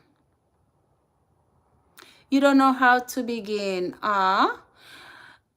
There's a video that I did. How I wish that you could look at it. How I wish that you could see the video. But still, you know, as a teacher, you need to be a researcher, because these are some of the things that you're going to deal with when you come here. They are going to be giving you stuff and they need for you to figure them out on your own. You cannot just get stuck, but it's okay. The title of the video should be How to Apply and Where to Get the Sponsors. How to apply and where to get the sponsors. If I could, I don't know, if I could get the link and tag it here, but I don't know how to do that. It's a video that I uploaded, should be somewhere around between 31st, it's around there somewhere, 28, 20 something, towards New Year. Okay? And then blue, as you begin your application, you can always remember to send in your documents to Spantran for evaluation. And then once you have your evaluated document, you can also use that as on your application, okay? What are the complexities of applying H1B? Because it seems those who had come through J1 seem to regret about why they did not apply H1B. J1 is an awesome visa. And when you come under J1, your J2s can work up to 2 or 3 jobs, okay? And when you go to H1B, your dependents are not able to work, okay? Other than that, H1B can easily transition to a green card upon you getting an employer who is willing to sponsor your visa, okay? So if I want to transition from J1 to a green card, you need a waiver. You need a waiver. And then once you get the waiver, then you can transition to H1B, get an employer who's willing to file your green card, and then you can continue like that. So when you have H1B, all you need is an employer who is willing to sponsor your green card. But when you have J1, you need to transition from J1 to H1B, then to green card. So it's not all about regretting. I particularly don't regret. I don't regret. I'm happy that I got the J1 and it made me and my kids come to America, so I don't regret. I think I've just mentioned it roughly, but I have videos on that. I've just mentioned it roughly. J1, your dependent is a J2. And they can work. H1B, they cannot work. Okay? Kiprono, I'm almost going down with all your videos. Oh my God, you're catching up. What? Blue? No, darling. There shouldn't be any. I don't think there is any, but if you get, if you put in your application and your age, some sponsors will communicate to you and tell you if your age is a factor. They will tell you, okay? But I believe if we are 55 and below, we are good to go. Kiprono, which video do you like the most? Because Which one do you like the most? Or what video should I make next?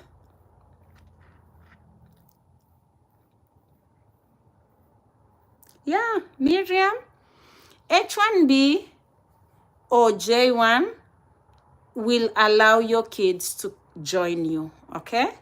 So whichever, if you want to come with H1B, still your kids will come under H4. If you take the J1, your kids will come under J2, okay? J1, your spouse can work up to 2 jobs. You see, each visa has its advantages and disadvantages. So it's upon you to know what you want. And it's upon you to really think before you fully make up your mind on what visa you want to use, okay?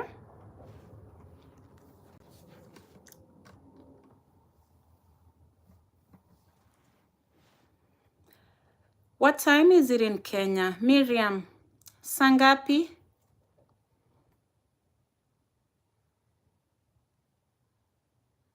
Ile ya chapo, guy. And the way I took so long making those chapos. What should I do next, Samuel?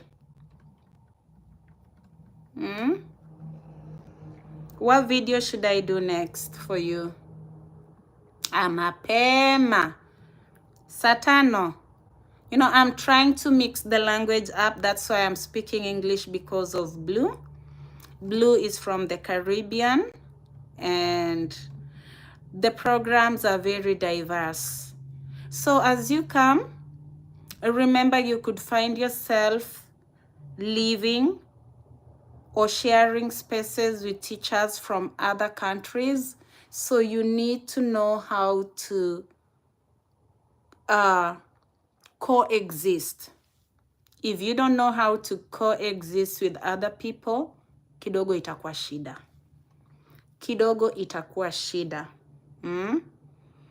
You need to know how to coexist with other people, share spaces with them, and you know, you also will share ride with them. Welcome and thanks. Can you apply H1B before J1 elapse? Okay, so Kiprono, I'm in my 3rd year, okay? This is the time when I'm doing my extension.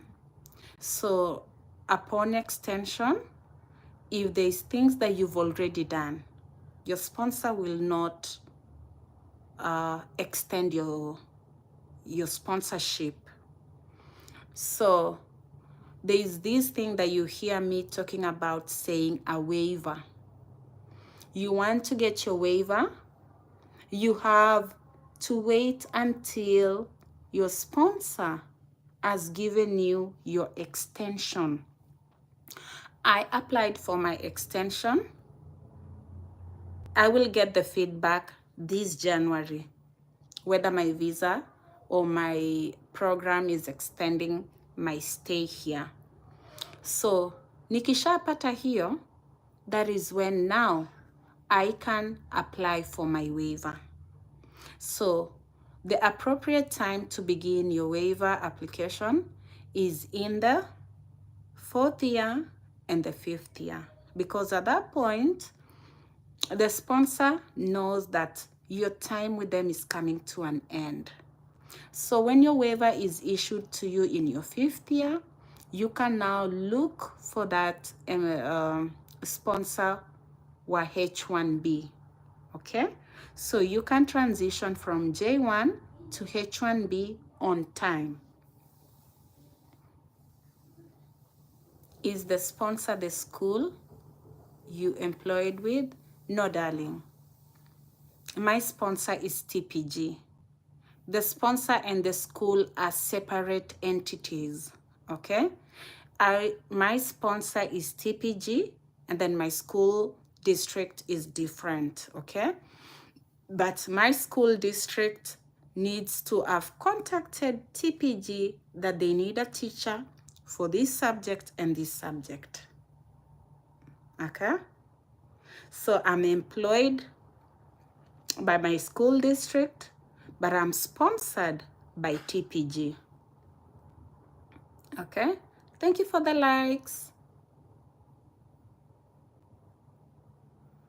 Ruth Muchoki, Aki Ruth, mi nilikuja na J1. Nilikuja na J1. Sasa sijui nitafanya aje hiyo ya H1B. Nilikuja na J1. But I want to believe the application should be the same, Margaret. If you go to your browser and type in H1B sponsored jobs, unaona zitakuja. So just clear, I have a J1 Blue. I have a J1. And my J2s are here with me. So I have a J1. I didn't come with a H1B. But if you ask me what I would suggest another teacher to come with, I would suggest they come with a H1B. I don't know though. It's upon you to, it's your choice. It's a personal decision. But I would suggest H1B for my teachers. You didn't clean the place. Hey! Huh? You didn't even... Go back.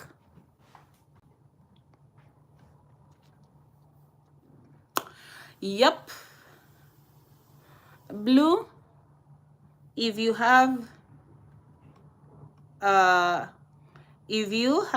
time to think about it, take that time and then make up your mind between J1 and H1B.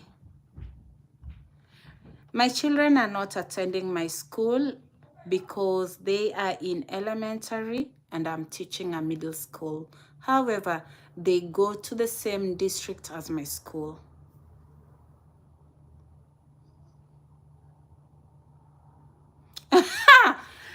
Hey, Miriam, how did I go? We, unataka nichome? Huh? Miriam. Wee. First off, I'm not going to speak so much about loans, but Miriam, if you have a loan in a circle, don't leave that job. Don't leave the loan for your guarantors because it's going to be a very heavy burden that you're giving them. So I need for you to find a way if you can centralize all your loans to one point. What do I mean? You can take a loan from the bank and clear the loan from the circle. So have your loan only in the bank. Okay? Because when you take a loan from the circle, you have guarantors. When you don't pay the loan, your guarantors are going to be held responsible. You don't want to be outside the country and someone else is crying over you because they are offsetting your loan for you. I hope that makes sense.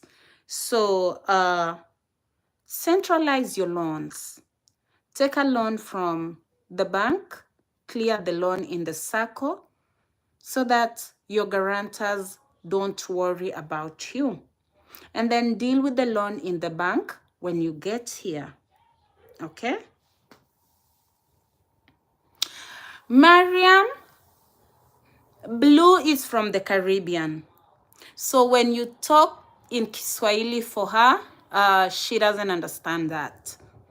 That's why you see I'm trying to speak in English. Blue is from the Caribbean. So if you want to address Blue, say it in English. Blue,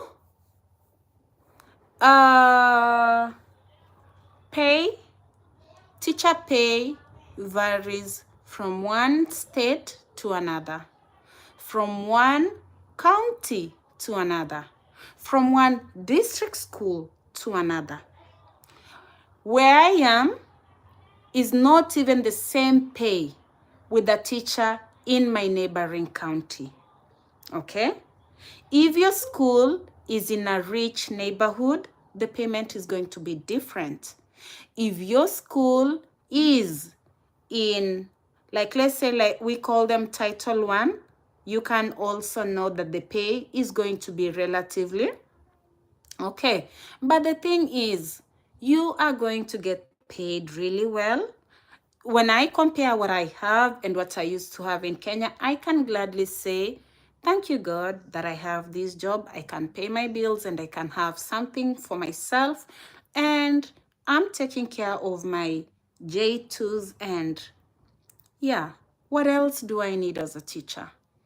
And no matter the pay, use it as a stepping stone. Come here with an intention and you know that after this is what I want to do. So go for it.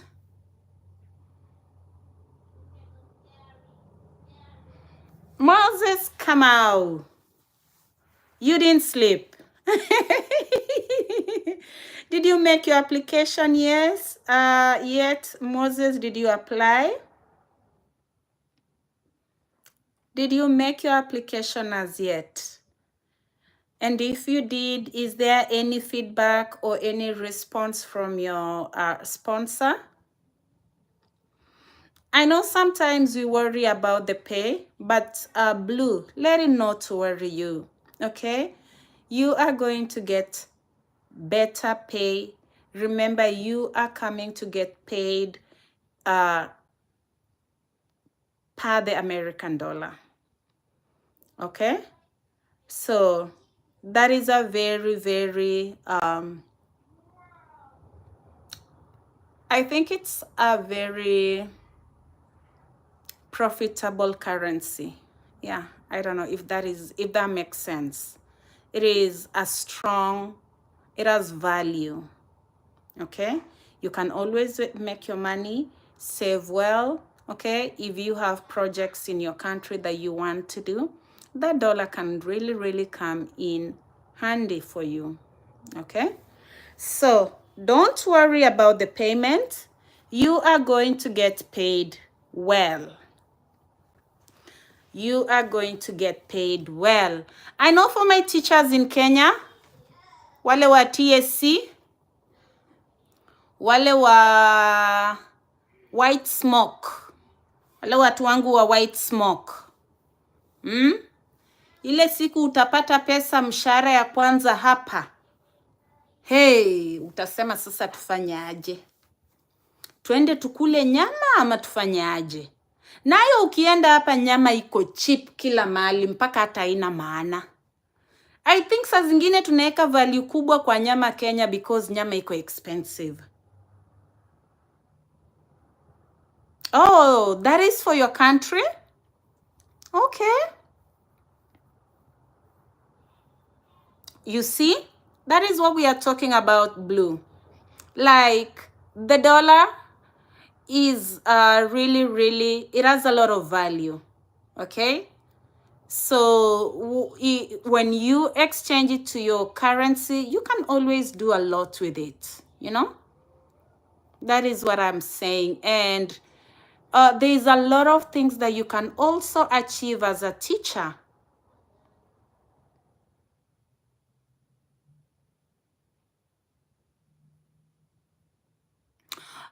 Verification of employment. I think what I gave was my TSC number. I think that is what I gave, my TSC number. Yeah, and the school that I was working. Yeah, I think that is what I gave. Wambui, imagine I applied TPG in 2021. Unaona? So by now, a lot of things could have changed. Because these sponsors, they keep changing their requirements and, you know, so whatever the way that I applied in 2021 might have changed this year in 2025. Okay?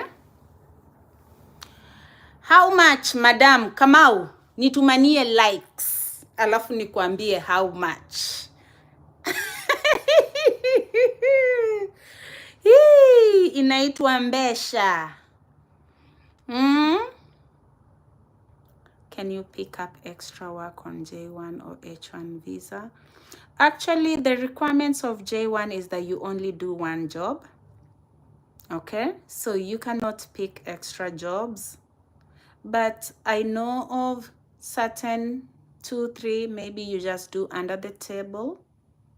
Okay, you can do under the table. Yeah, Wambui, mi nilipeana TSC number na nikapeana shule kwenye niko na nikafanya nini? I think hiyo TSC number nili-upload. Kuna ile nini kadi ya TSC hiyo nini, juu inajitanga nini hiyo. Nilienda nikaeka kwa soft copy alafu nika-upload. I think ilikuwa kitu kama hiyo.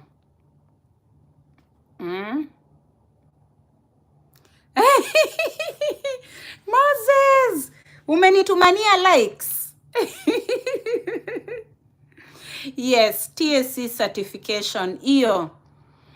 Unaenda tu unafanya, unaiscan alafu unaiweka kwa nini yako, unaiweka kwa folder, then you just upload it. Okay. Winnie Nganga.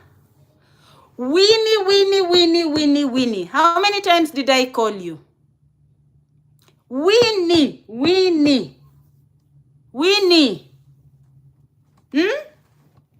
How many times have I called you? Why?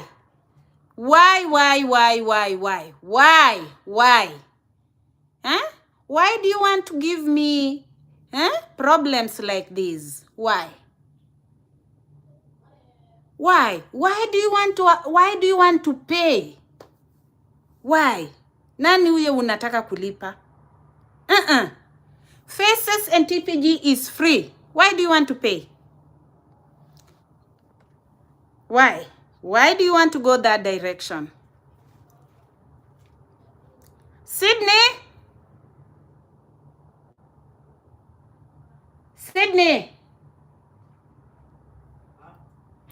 Kuja unipe charger. Winnie, mama, usilipe. Ndio ile pale charger. Usilipe mami. We apply free. Apply free. Mbona unataka kulipa, Winnie? Oh, the rest haven't communicated. I understand. Faces, did you apply with Faces?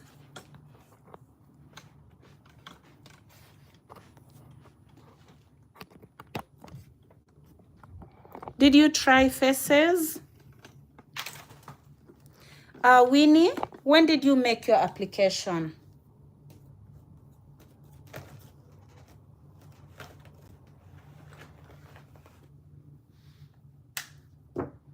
When did you make your application, Winnie?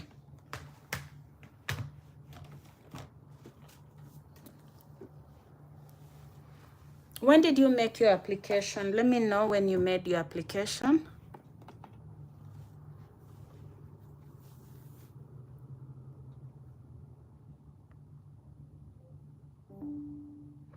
Oh, you didn't tell them that that child wasn't coming with you immediately? Okay. Did you also try TPG? Okay. Packed educators? Did you try Packed? RAG? Did you try those ones?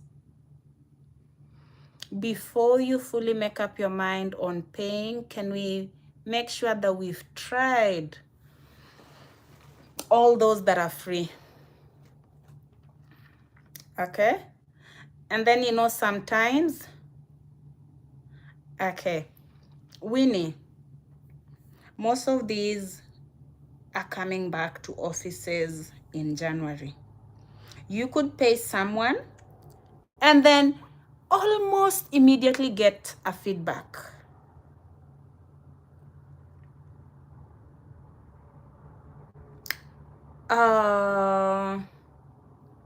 You could pay someone and then just upon you making that payment,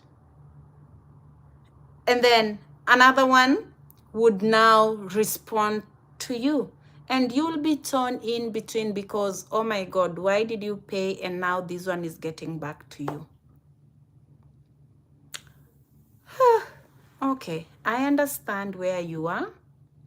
I understand where you are. How much does the paid sponsor need from you?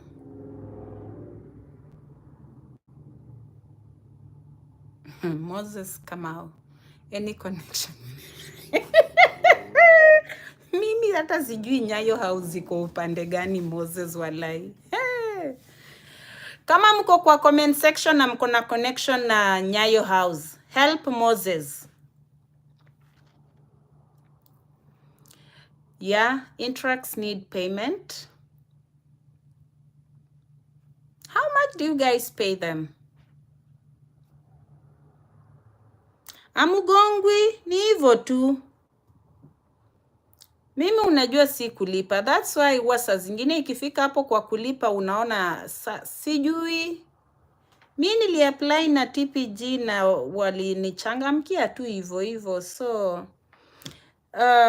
Intracts na wengine si kuapply na wao. So hii ya kulipa sijui. Mnagongwa ngapi huko Mwiti?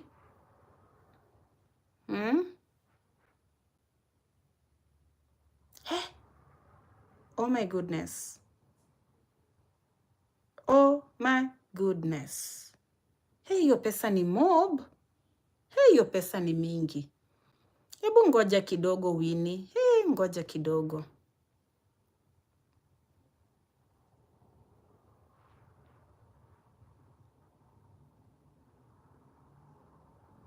Okay, Moses. Angalia vitu unaambiwa hapa Moses. Angalia vitu unaambiwa hapo Moses. Angalia vitu unaambiwa. 2 weeks passport kwa mkono. 2 weeks passport kwa mkono ndio hiyo. Kenfred. Mwiti. Ai. My God. Hey. I feel a lot of pain that you have to pay that. I feel a lot of pain.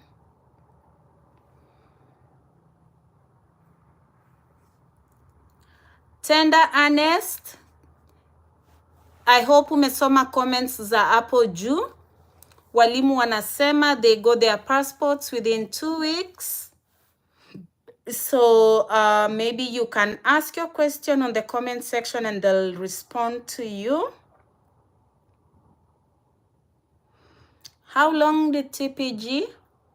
What do you mean? When I got the job or when I started applying with them? Be particular kidogo na swali lako. How can I contact TPG or should I? No, Winnie, send them a friendly reminder. Send it to TPG admin. Okay? Send a friendly reminder to TPG. Margaret Muchoki, I knew no one. It's a what? Blue. I filled out my application on Faces and I have not gotten any response. They should get back to you. Blue, you know, a lot of offices or they've been in New Year, Christmas, and it's been a festive season. But I believe by Monday, Tuesday, most of the offices will be back and they should be back to office by then. Winnie, that is what I'm talking about. I've had some complaints that TPG is taking too long. And I know that they are flooded with applications, but I need for you, however, not to give up. Send a friendly reminder to the TPG admin. Let them know that you applied in October and you've not received a response yet. However, you like to work with them or join the TPG family. After they made you ready for hire, how long did it take you to get the job offer? Immediately. When I was done with the interview today, tomorrow I was told. It's been over 2 months. Wow. Do you need to send them a reminder, Blue? Margaret Muchoki is saying it's a straightforward process kupata passport, okay? So, whoever was asking the issue of passport, ndio hiyo hapo.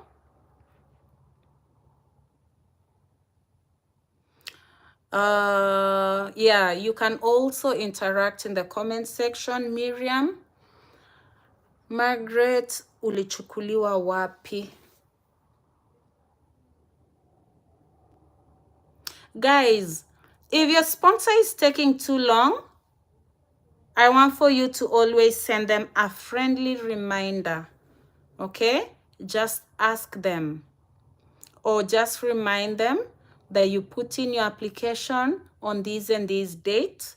However, until now, you've not received any communication from them and you wanted to really join their team. How should they guide you on how to go forward? Okay, they will get back to you.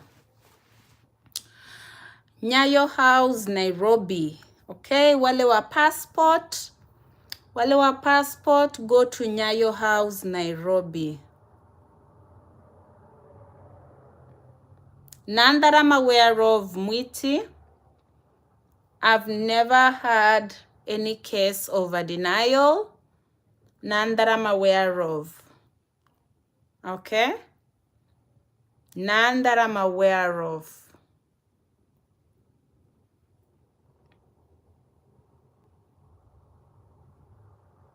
Make that application and just cross your fingers. Whoever stands between your dream is whoever is at the embassy in Nairobi. Okay? Whoever is at the embassy in Nairobi that particular day, if it is a man, if it is a woman, they hold the opportunity in their hands.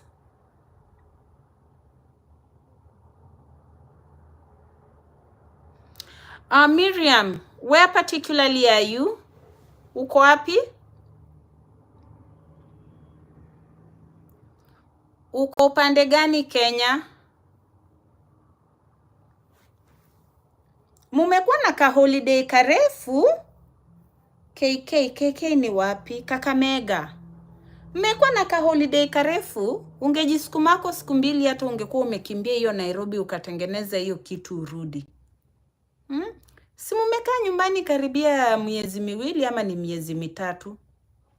Kutoka Oktoba mumekuwa nyumbani. That was a long time. You would have done this application long time. However, we can always begin, okay? We can always begin. So if this is the time that you want to begin that application, please just go ahead and do it. Sijui kama LD zinatoka aje, but I mean between LD na Kisumu, hadi mimi ningeona uende Kisumu. Naona nikaa Kisumu wanaweza kukupatia. Naona kaa Kisumu iko afadhali kuliko LD. Siko sure though. Siko sure. Okay, Mariam. Tunaelewa kabisa mami. Tunaelewa. We completely understand. Okay? There's always that time when everything has that time when you begin. So if this is the time you want, it's okay. Let's go ahead and just apply for those passports. And then the good thing is that you have knowledge about these. So whenever you need, you'll always come back. Mine has expired. So you're just renewing. Enda Kisumu. Enda Kisumu. Jili hata unaenda kurenew. Enda Kisumu, isikutatize.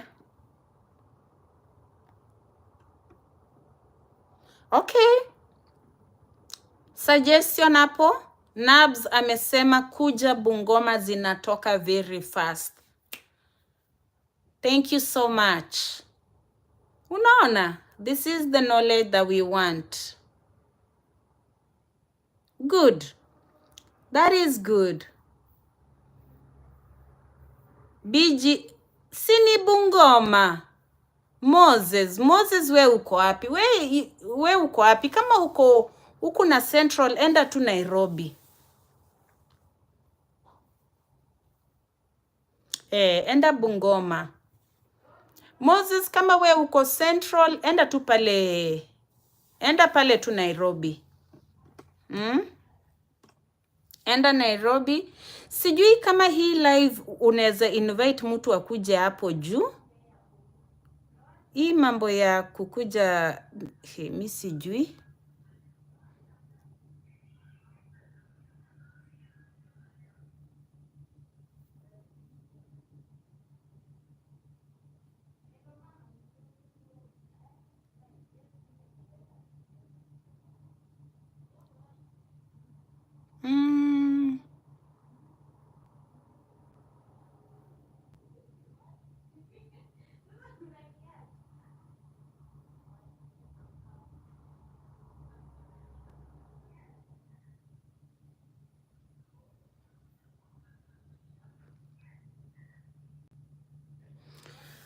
Miriam anauliza akienda huko Bungoma anaenda wapi? Huduma Center ama wapi?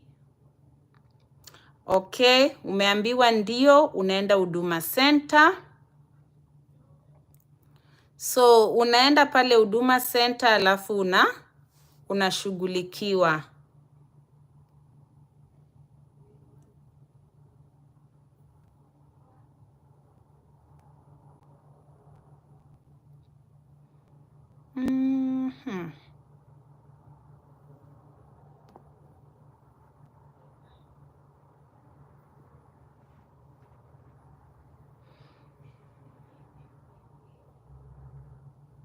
Na msisahau kurenew ama kuapply police clearance. You also need it.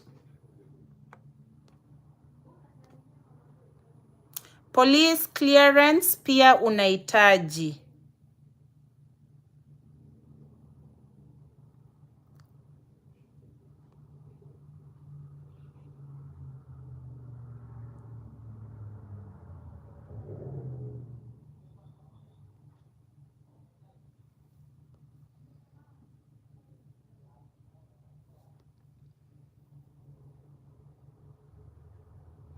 Yes, hiyo ndio hiyo good conduct. Tender earnest in all Huduma centers in counties unaweza apply ama those mentioned. Tafadhali mjibu tender earnest hapo kwa comment section.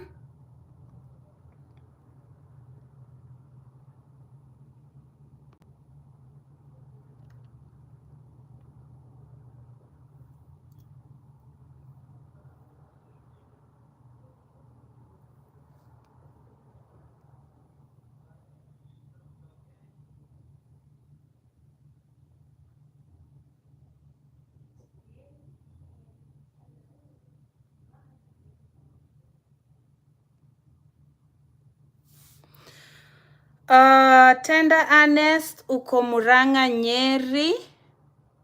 Okay, so kule Murang'a mtu anaweza akaenda wapi? Guys, wale wa Murang'a anaweza akaenda wapi? Alafu msisahau guys, I'm reminding you as you go to as you go to those Huduma Center, usisahau kuchukua clearance ya police. Chukua, you need it. Okay? Update police clearance. Kama wanasema wanataka enye iko less than 6 months, make sure ume apply enye ni iko within their need. Okay, na saa zingine walimu tunasahau pia kuchukua yellow fever. Tunahitaji hiyo yellow fever shot. We need the yellow fever shot. Have anyone applied through AMISA? Teachers, talk about AMISA. Did anyone apply through AMISA? I believe it's the first time I'm hearing that. I've not come across AMISA. Is it in the website? Blue. Is it in the Bridge website? Okay. So Moses Muranga. So you'll go to Muranga Othika. Okay. Okay.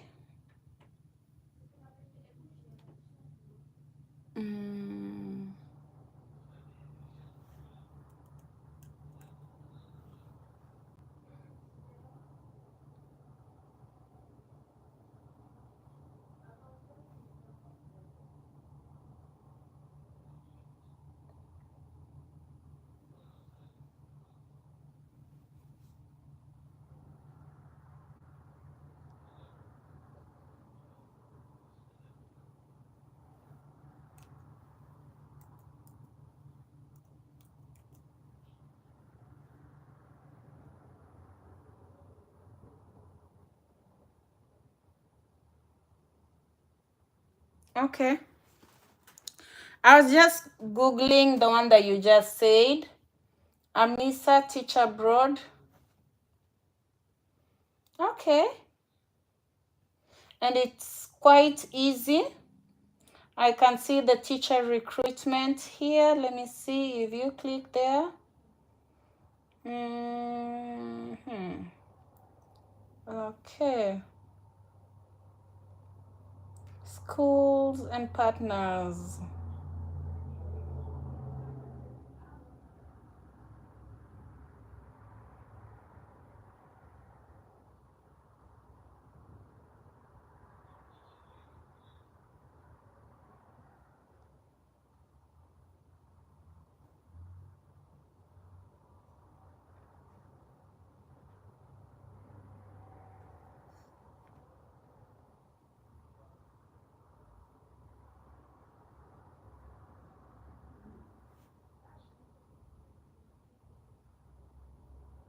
Okay.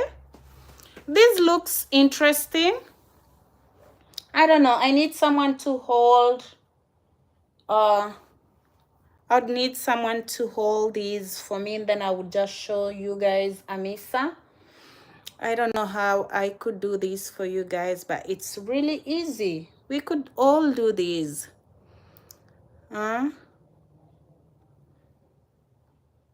Hizi vitu lakini hazikuangi ngumu. Haziko ngumu walimu. Thank you, Blue. Yeah, I was just Googling it and I've seen it. I was just Googling the AMISA one and I just seen it here.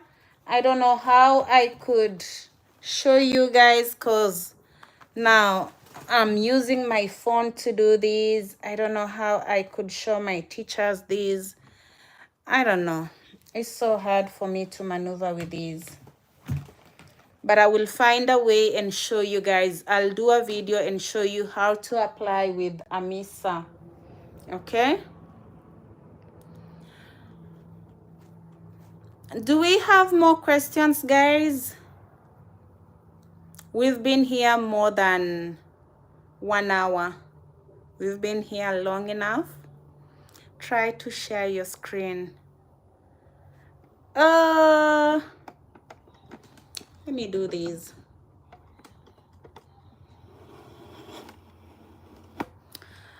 Whatever you want me to share is on my laptop. So let me try and do these. Let me see if I can do these.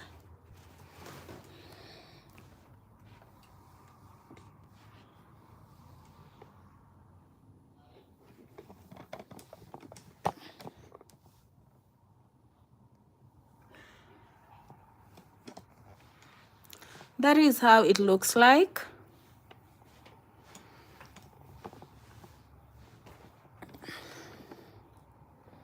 This is how it looks like. This is my screen.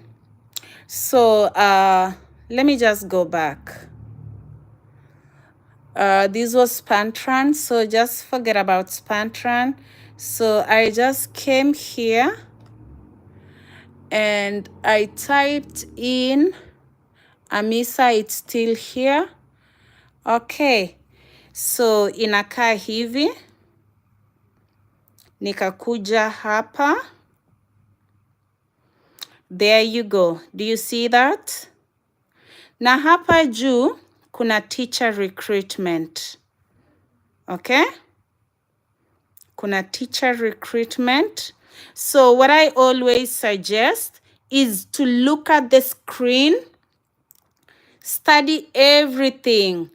So if you scroll down like this, you're going to see job seekers, recruiters, events, teaching stories, frequently asked questions, refer a friend, and apply jobs. So you click apply jobs. Hapo. Unaona? Ukisha click apply jobs, I feel like you need to register here if you are an existing candidate, and here if you are a new candidate, you register. Okay? And then you follow the prompts. You follow the prompts. Let's click there. There you go. First name, last name, username, password. Okay. And then I always suggest just follow the prompts. Any question, teachers? Any question on that? I always suggest you look at every detail in the page. Look at every detail in the page, okay?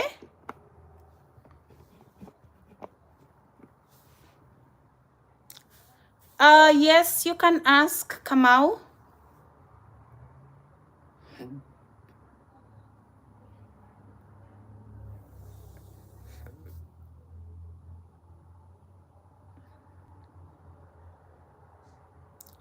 Winnie, umeiona na iko rahisi. Changamkia, changamkia.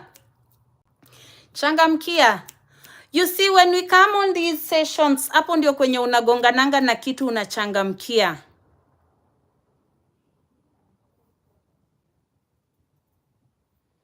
Unachangamkia mbio mbio. These are the things that we talk about. Ukiniona nimekuja live, we kuja. Mazuri yanakuanga huku yanapita pita, information inakupita.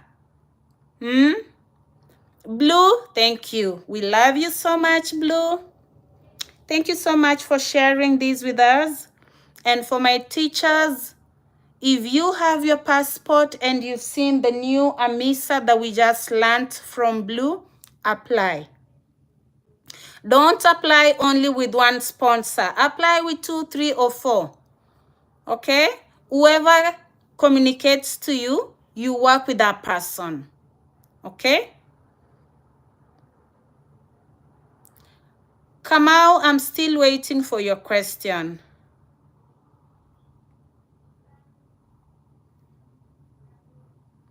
Hey, Christopher. Happy New Year. How is Nigeria? Is everything okay? Chikuma. How is Nigeria?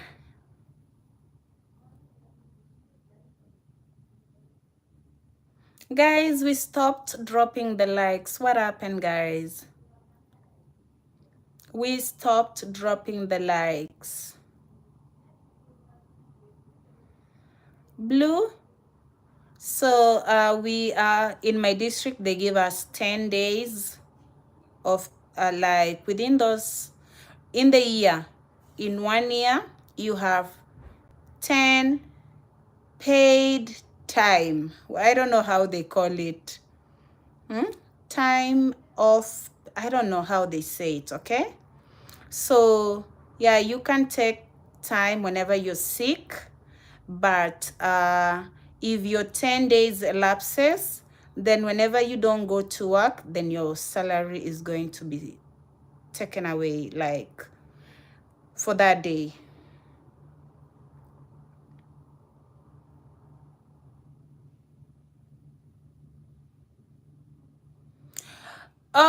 Moses, I don't know. I don't know. Okay? I don't know. But I've interacted with other people while on TikTok who are investing in Bitcoin, what. But me, I don't know. Okay, they are also into the New York Forex. Yeah, I don't know that. Chikuma, Nigeria is good. Nice. Just noted most of them don't need English test. They test English on call. Yeah, that's what they do. When they call you, when they tell you that we are scheduling the first interview, they are calling you. All they want to hear is that you know how to speak English. Okay? They want to just hear how you are able to communicate using English. I think he's asking about investing in US while in Kenya. Oh, you want to invest in US while in Kenya? Where Kamau? Hiyo sijui aki. Mi sijui. Siko sure. I don't want to talk about it. Sijui. Huyu ni mwalimu tu. Huyu ni mwalimu tu. But if you want to go that direction, you can always go that direction, okay? Amazon is a legit company. Microsoft is a legit company. Tesla is a legit company. If that is the direction you want to go, you can always take the risk, okay? You can always take the risk.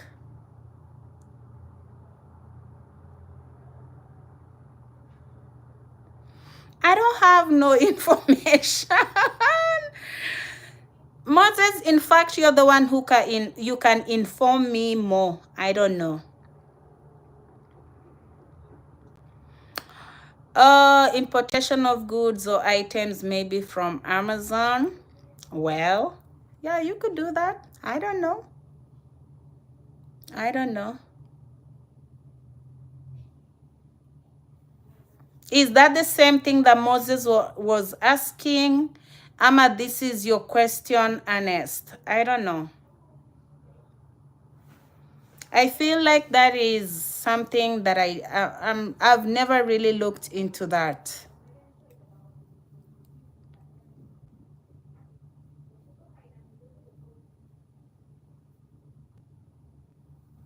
Okay? Okay, I feel like my teachers are asleep. What time is it? Moses, Kamau, sangapi Kenya, baba? Ni sangapi Kenya? Watu wamelala tulale. Niwaache mulale niende nipike sapa. You want to teach me Bitcoin? Awesome. Okay, nitakutafuta. Tendwa Ernest, my question. What's your question, Ernest? It's 12. Okay, Winnie. Ernest, swali ilikuwa gani?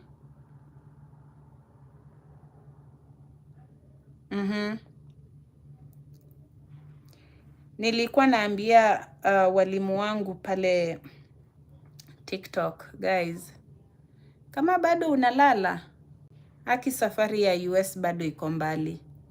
Mimi kuna wakati sikuwa nalala. na usingizi ikinibeba hivi nikiamka kama ni saa 10, nitachukua simu yangu nianze kupitia tena. And if you know that you've made your applications, always check your emails every day. Winnie Ng'ang'a, usishangai labda hata email ilienda pale kwa spam folder. Nilikuwa na check emails every day. And again, teachers, if you have WhatsApp and you put it on do not disturb, or maybe the only people who can contact you are the people in your contact, hey, how will they contact you? They could be trying so much to call you, and yet your WhatsApp is restricted. So these are things that I need to remind my teachers. Remember, if you've restricted your WhatsApp, go back to your settings and unrestrict it. If you've done things on your email and it's flooded, go and delete. Leave space for important emails from your sponsors, emails telling you when your interview is going to be. Always check your spam folder. Inaweza kuwa imeenda huko. Tutakesha. Tendwa Andes. I like that. We can't sleep. You telling us our American Moses. Na imagine mimi chenye nataka tu ni like. Hiyo tu. Unanipea tu likes. Hata sitaki mambo mob. Jili nimerealize. Siezi nikasema nataka kitu ingine. Ni hiyo like tu. Mimi kukaa hapa na nyinyi na kupiga story tutapiga. Ile siku mtakuja huku US tunatengeneza WhatsApp group. Halafu tunapiga story vizuri. Tunapiga story, tunaambiana ile ukweli. Jili ukifika hapa nayo ni kumoto. Kama we ni ule wa kukasirika, unakasirikia nani? Mtoto atakwambia you look funny. Utamwambia nini? Mtoto atakwambia your accent is funny. Utamwambia nini? So, ukikuja hapa tena tunatengeneza WhatsApp group, tunacheka tena. Si ndio? So, honest, nikifungua hii live siku nyingine nataka sasa kama unaniambia, hey madam, passport ndio hii na nimeapply. Okay? Thank you, Moses. Thank you. Let me tell you, I get a different joy when I come live and then someone tells me that they applied and they are waiting for their interview. Nafurahi sana. I am so happy for those, like, nabambika tu sana. I feel like someone has, someone has made a step. So, tuchangamke. Si nimesalimiwa hapa na jamaa wa Nigeria, ameenda wapi? Chukuma, where did you go to? Nayo, hakuna mchezo. Una apply na ushaona steps ni rahisi. Kama hii yenye tumeoneshwa na huyu demo nyako pale Caribbean. Unaona? Hii mambo mengi iko huku ndani. Wewe unataka kushinda pale TikTok ukiscroll. Unascroll unachekeshwa na watu na wewe ujejipanga. Unajipanga kimaisha kwanza. Usikuje ukakula pesa yote kwa Christmas. Lazima uorganize mambo. Unaona? Lazima uorganize.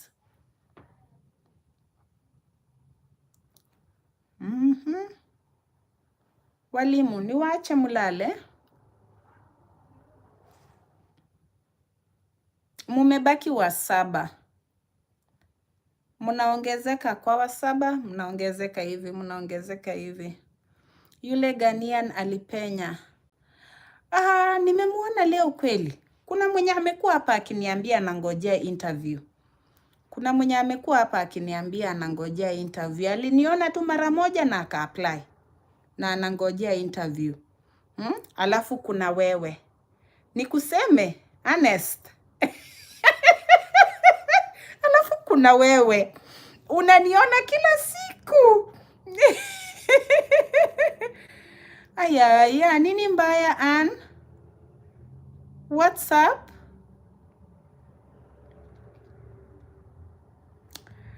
Nini mbaya? Moses, usingizi imeenda wapi? What's going on? Usingizi imeenda wapi? Sina usingizi leo. Ann, what's going on? Watu wa English, nini mbaya? Unajua hadi mimi ni mtu wa English?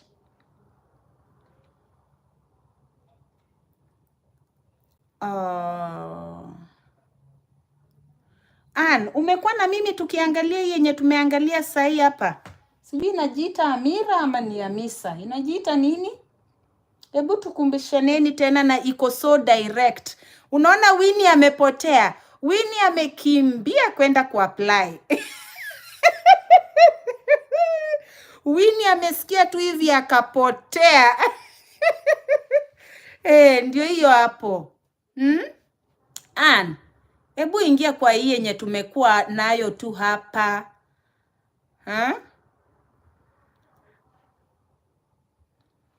We unalalanga mchana kama panya.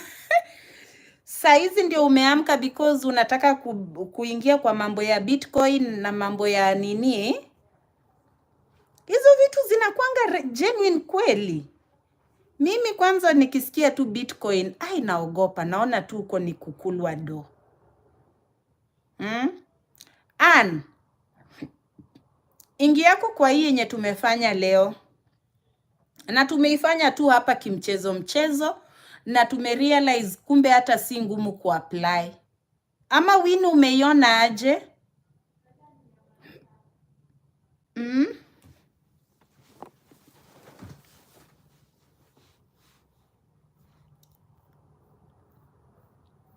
Moses, how long have you been in Bitcoin?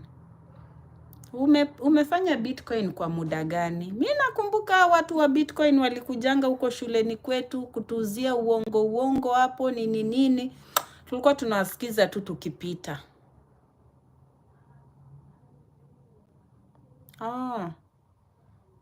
One of English teachers tried Amisa, but they insist they need an email with domain, yeah? They need an email with domain, yeah? Hiyo ni government of Kenya? Ama hiyo ni gani? go.ke. Hiyo ni government of Kenya.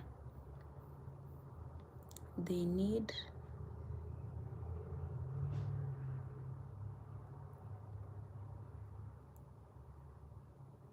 Forex ni wajanjezi unaweza oshwa. We. Hiyo mambo hatufanyi. Wananyonywa akili na Bitcoin na wanakuwa blind.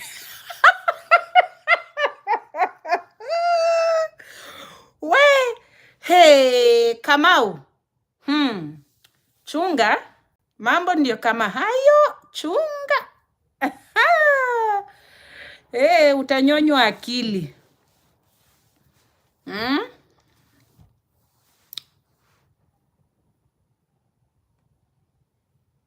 Hiyo restriction ni ngumu Ann. Mbona wanasema hivyo?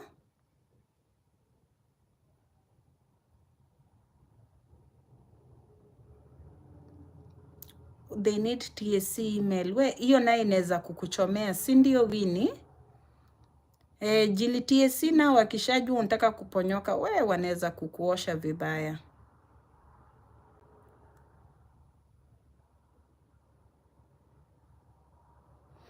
Moses Kamau, I have been in cryptocurrency since 2020. In my former school, we invited a Mexican who taught us. Okay, so how far? Unaona vipi Moses tangu 2020? Imekupeleka aje? Imekupeleka aje tangu 2020?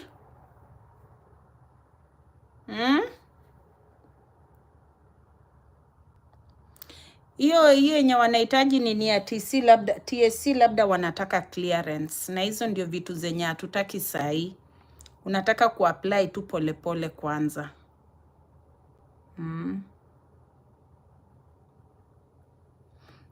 Winnie, kuna ingine inajitanga spirit.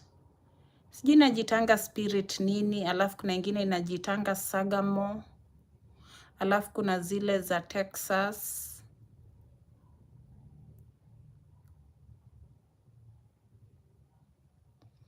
Aya.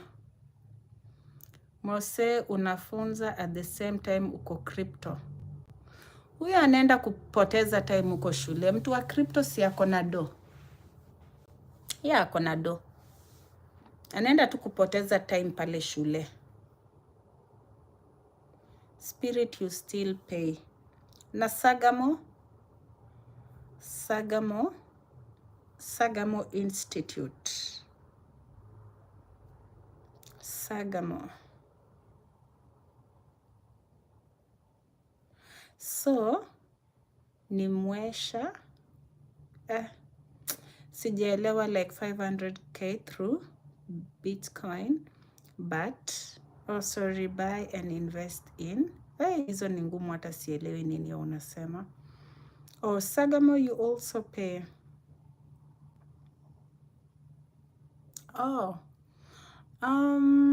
Hebu niangalia wa sponsors. Ngoja kidogo ni waangalia.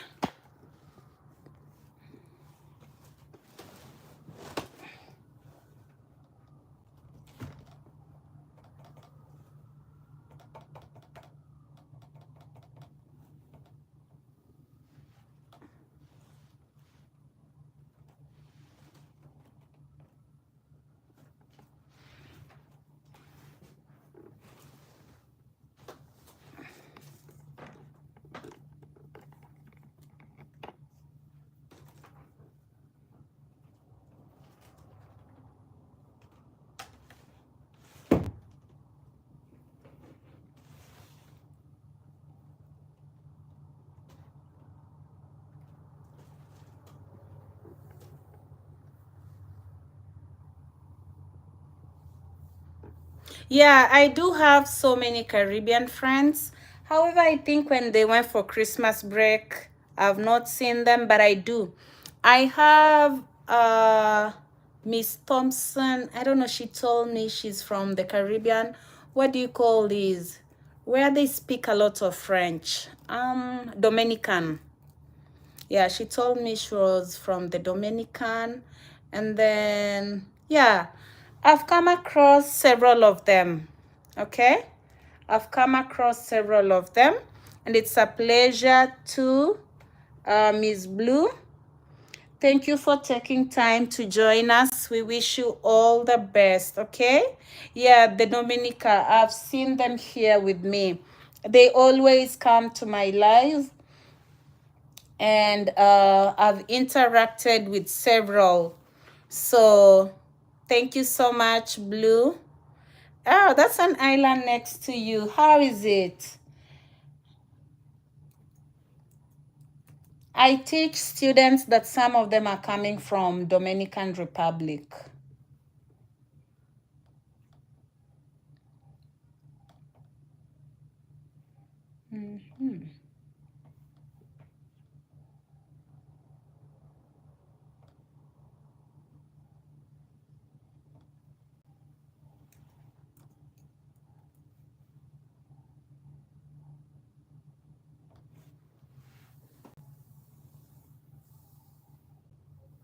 Oh, I didn't know they were two. This is nice. Now, I think since I came on this exchange program, I really learned a lot with my different teachers. I didn't even know that there was a Dominica and then Dominican Republic. So the Dominica speak French and the other one speak Creole. Oh, nice. And what do you speak, Blue? Blue, what do you speak?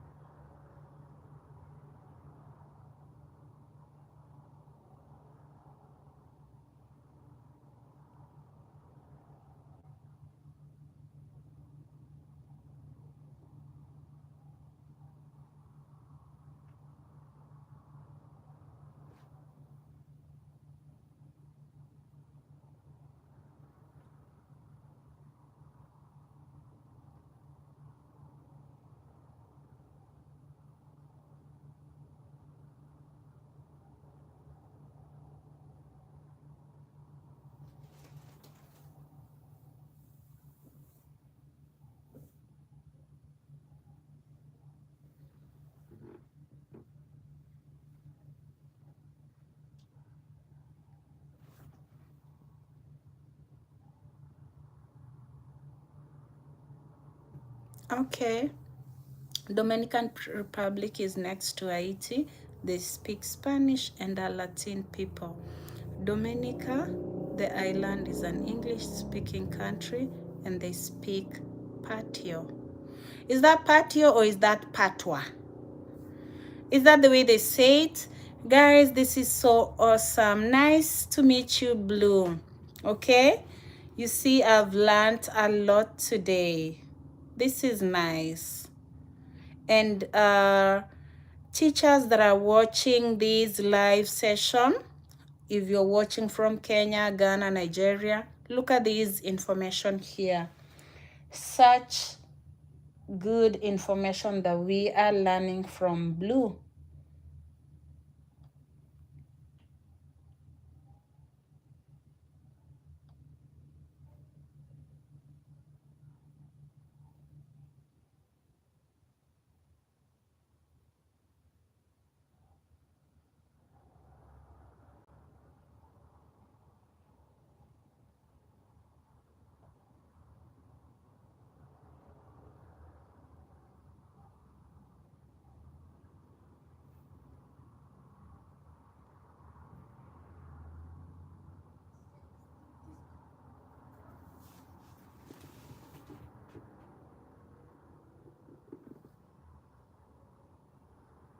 Okay. Tendwa Ernest. Those are brothers and sisters from Africa, that is Msanzi or South Africa. Dominica, the island, was occupied by slaves and Carib people. Wow. Wow, okay.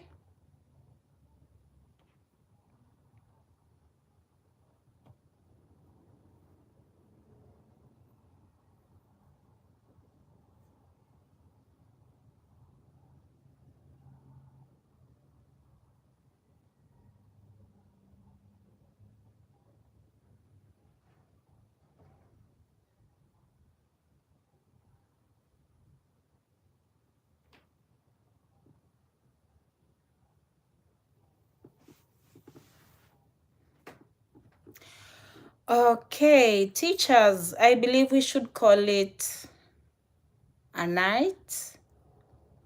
And I remind all of you to go get that passport, get that evaluation done, get your police clearance, go and do that driving, do anything that you need, make everything ready, and then go and make your soft copies, put them in a folder, and be ready for your application. Apply with 2 or 3 sponsors, and then let it play out. Always send that reminder whenever they are taking too long. Send a friendly reminder, okay? And you can always be back on track with them. Yes, a J1 is a cultural exchange program. And the first thing that you want to do as much as possible upon interacting with the other person, you will always share cultures.